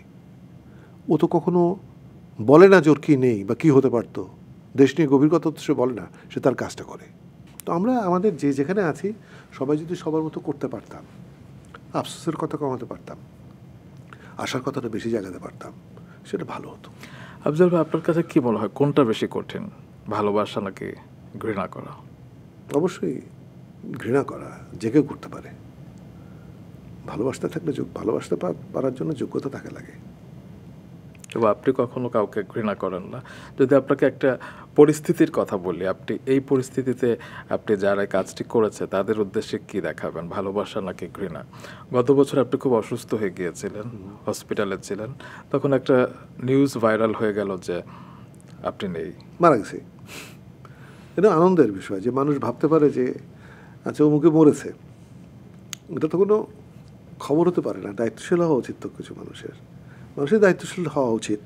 তো যদি কেউ না হয় তো সেটার জন্য কিন্তু আসলে দুঃখবোধ হওয়ার কোনো কারণ নেই। মানুষ তো সব রকমের বলেই তো পৃথিবী এত সুন্দর। আপনি কি তাদেরও ঘৃণা করবেন না? কেন? কারণ আমি যদি বলি যে জানা মানুষকে আমি পছন্দ করবো, অজানা মানুষকে আমি পছন্দ করবো না, দ্যাট ইজ নট রাইট। অজানা মানুষ আছে, আমি যদি এটা বিবেচনা করি যে পৃথিবীতে তো শুধু আলো নেই, অন্ধকারও আছে। আমি যখন অন্ধকারে থাকি তখন আলোর তৃষ্ণা জাগে আমার। আমি যখন অনেক আলোর মধ্যে থাকি তখন আমার মনে হয় যে অন্ধকার দরকার। পৃথিবীতে সব কিছু দরকার, সব কিছু। হ্যাঁ, মানে একেবারে আমি তো মহামানব না। যদি আমি হাসপাতালে, হয়তো আমার মা অসুস্থ, আমি খুব উদ্বিগ্ন, একজন মানুষ হাসতে হাসতে এসে বলছে আপনি এখানে কি করেন, এটা মন খারাপ হয়, কিন্তু বেদনার্থ হওয়ার কোনো কারণ নেই। কারণ সব মানুষই তো আসলে সমান সংবেদনশীল নয়। এই যে ইতিবাচক থাকার একটা আপনার টেকনিক আছে, কিন্তু সেটা কি সবসময় ছিল, ছোটবেলা থেকেই ছিল, নাকি আপনার পরিস্থিতির কারণে আপনি এমন হয়েছেন? আমরা যে পরিবারে বড় হয়েছি, আমাদের কালে তো নিয়ম ছিল যে ছোটদের কী কী শেখাতে হবে। তা আমাদেরকে শেখানো হয়েছিল যে গুরুজনদের সামনে চেয়ারে বসবে না, আচ্ছা, খাওয়ার টেবিলে বসলে বড়দের আগে খাওয়া নেবে না। তা আমি এইসব শিক্ষায় শিক্ষিত হয়ে ঢাকা শহরে এসেছি। ঢাকা শহরে এসে প্রথম একটা দাওয়াতে গিয়েছি। দাওয়াতে গিয়ে অপেক্ষা করেছি যে অন্যরা নেবে, তারপর আমি নেব। তারপর দেখি শেষমেশ আমার জন্য আর কিছু নেই। এর কারণ হচ্ছে যে আমরা আসলে বাসায় যে যা খাই, আমাদের অভ্যাস আছে যে আমরা দাওয়াতে গেলে আমাদের আগ্রহটা বোধহয় একটু বেশি জাগে, আমরা যা দরকার নয় তাও একটু বেশি নিয়ে ফেলি। অন্যর দিকে তাকাইও না, বা অন্যর দিকে তার প্রয়োজন আছে কিনা সেটা বলিও না। এখন দুঃখ পেয়েছি, মন খারাপ হয়েছে, কিন্তু আমার তো শিক্ষাও পেয়েছি। শিক্ষাটা হচ্ছে হ্যাঁ, লড়াই করে বাঁচতে হবে। সেই লড়াই করে বাঁচাটা কি, সেটা হচ্ছে আমারটা আমাকে নিয়ে নিতে হবে। অপেক্ষা করলে আমার থালা শূন্য থাকবে। কিন্তু সেই অপেক্ষাটা আপনি করেছেন সবসময়, ফাইট ফর রাইট তো আপনি মেনটেন করেছেনই, তবে সেটা পজিটিভ ওয়েতে। এটা হালকা অর্থে জি, জি। বললাম। মানে বিষয়টা হচ্ছে এই যে, হ্যাঁ মানে আমি তো আমাকে ভেঙে বেরিয়ে যেতে পারবো না। আমার বাবা মা আমাকে একটা শিক্ষা দিয়েছেন, আমার প্রতিষ্ঠান একটা শিক্ষা প্রতিষ্ঠান যেটা ছিল আর্ট কলেজ আমাকে একভাবে শিক্ষিত করেছে। আমি বাচ্চাদের সংগঠন করতাম, সেখানে এক ধরনের শিক্ষা পেয়েছি। থিয়েটার আমাকে এক ধরনের শিক্ষা দিয়েছে। সাংস্কৃতিক পরিমণ্ডল একটা মানুষকে আলাদাভাবে নির্মাণ করে, সেটা আমি মনে করি যে আমাকে নানাভাবে আমি নানান দিক থেকে যা পেয়ে বড় হয়েছি সেটা বদলে তবে আলাদা কোনো কিছু হতে পারবো না। অবশ্যই। আর আমার মাথায় থাকে সবসময় যে আমি যা করব আমার পরবর্তী প্রজন্ম তো দেখছে। পরবর্তী প্রজন্ম বলতে আমার সন্তান আমাকে খেয়াল করে, আমার বন্ধুবান্ধব আমাকে খেয়াল করে। আমি শুধু বললাম মুখে কথা, কিন্তু আমার কাজের সঙ্গে সম্পর্ক নেই, তাহলে তো যে মানুষ আমার কাছের সে তো বুঝতে পারবে। আর সে যদি বুঝতে পারে যে আমার কথা এবং কাজে কোনো মিল নেই, তাহলে যে আমার যে অস্তিত্ব সেটা তো মূল্যহীন। আফজাল ভাই, আপনার সাথে যখনই থাকে মানে আমি না ভুলে যাই যে হয় না যে বয়সের একটা ব্যবধান থাকে না, মানে আমি শুধু শিখি জানি, কিন্তু আপনি যে কোনো তরুণকে এবং যে কোনো বয়সের মানুষকে যেভাবে আপনি কি বলবো, আপনার সান্নিধ্যে এসে সবার মনে হয় ভালো হতে ইচ্ছা হয়, আপনার সান্নিধ্যে এসে মনে হয় আরও শিখি আরও জানি। আজকেও মনে হচ্ছিল যে অনেক গল্প করব, কিন্তু আমাদের সময় আসলে শেষ। তবে আমি একটু বলে নিই, সেটা হলো যে এটা ঠিক নয় যে বড়রাই সব শেখাতে পারে, অভিজ্ঞ মানুষ সব শেখাতে পারে, অনেক বয়সী মানুষ শেখাতে পারে। আমরা একটা বাচ্চার কাছ থেকেও শিখি। আমি বরাবরই যতটুকু অভিনয় করেছি, আমি কিন্তু নতুনদের সঙ্গে কাজ করতে পছন্দ করি। একদম। সেটার কারণটা হচ্ছে আমি দেখি, এবং দেখা মানে শেখা। আমার সর্বশেষ কাজ আমি যার সঙ্গে করেছি, নুহা সুমান, আমি মুগ্ধ হয়ে দেখেছি যে একটা মানুষের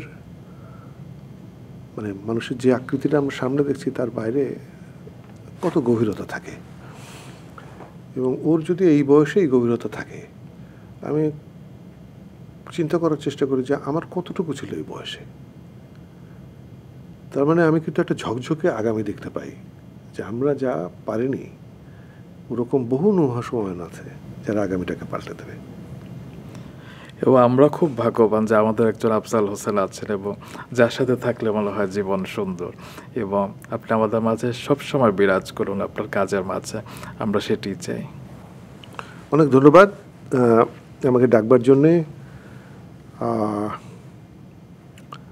অ্যাটলিস্ট মানুষের বেঁচে থাকা হচ্ছে এই যে কি ভাবছি সেটা যেন প্রকাশ করতে পারি। সেই ভাবনাটা সবাইকে গ্রহণ করতে হবে তা না, সেই ভাবনার বিপরীতে নতুন ভাবনাও জাগতে পারে। আমি শেষ কথা একটা বিষয় বলি, সেটা হলো খুব জানতে চেয়েছিলাম যে, যেহেতু আমি পড়াশোনা করেছি ছবি আঁকা নিয়ে, যে ছবি, শিল্প, কবিতা এসবের আসলে ভূমিকাটা কী? ভূমিকাটা হচ্ছে কিছুই না, মানুষের মনে প্রতিক্রিয়া তৈরি করা। পাখির নীড়ের মতো চোখ তুলে নাটোরের বনলতা সেন। আমি যদি থমকে দাঁড়াই এবং ভাবতে শুরু করি পাখির নীড়ের মতো চোখ মানে কি, আমি প্রশ্নটা যখন করব তখন আমার জীবনে নতুন নতুন অর্থ যোগ হবে। প্রতিক্রিয়াটা যদি তৈরি হয় আমার জানা হবে। আমি মনে করি যে এই ধরনের এক আয়োজন, এই পডকাস্টে এখানে বসে কথা বলা, এই যা যা বললাম তা তো কোনো না কোনোভাবে কারো কাছের মনে হবে, কারোর সঠিক মনে হবে না। তার মানে ওইটি হচ্ছে অস্তিত্ব, যে জানাতে পারা যে বেঁচে আছি এবং কথা বলতে পারি। অনেক অনেক ধন্যবাদ আফজাল ভাই, আপনি ভালো থাকবেন। অসংখ্য ধন্যবাদ। জীবন সত্যি সুন্দর, অসুন্দর, অপ্রেম, মায়াহীনতা আছে, তা সত্ত্বেও পৃথিবী, মানুষ এবং জীবন প্রকৃত অর্থেই প্রেমময়। কথাগুলো শ্রদ্ধা আফজাল হোসেনেরই। আমাদের জীবনটাও নতুনের মতো ঝকঝকে হয়ে গেল। প্রাণে পবিত্রতা, শুদ্ধতা নিয়ে আজকের পর্ব আমি এখানেই শেষ করছি। দর্শক, দেখা হচ্ছে আগামী শনিবার রাত 9টায় মাছরাঙা টেলিভিশন এবং রেডিও দিন রাত 93.6 FM-এ। ও হ্যাঁ, আমাদের আজকের পর্বটি আনকাট ফুল ভার্সন দেখতে চাইলে ভিজিট করুন মাছরাঙা প্রোগ্রাম এবং রেডিও দিন রাত 93.6 FM-এর ইউটিউব চ্যানেলে। কমেন্ট বক্সে আপনাদের মন্তব্য জানাতে ভুলবেন না কিন্তু। ভালো থাকবেন, ভালোর সাথে থাকবেন। বিদায়।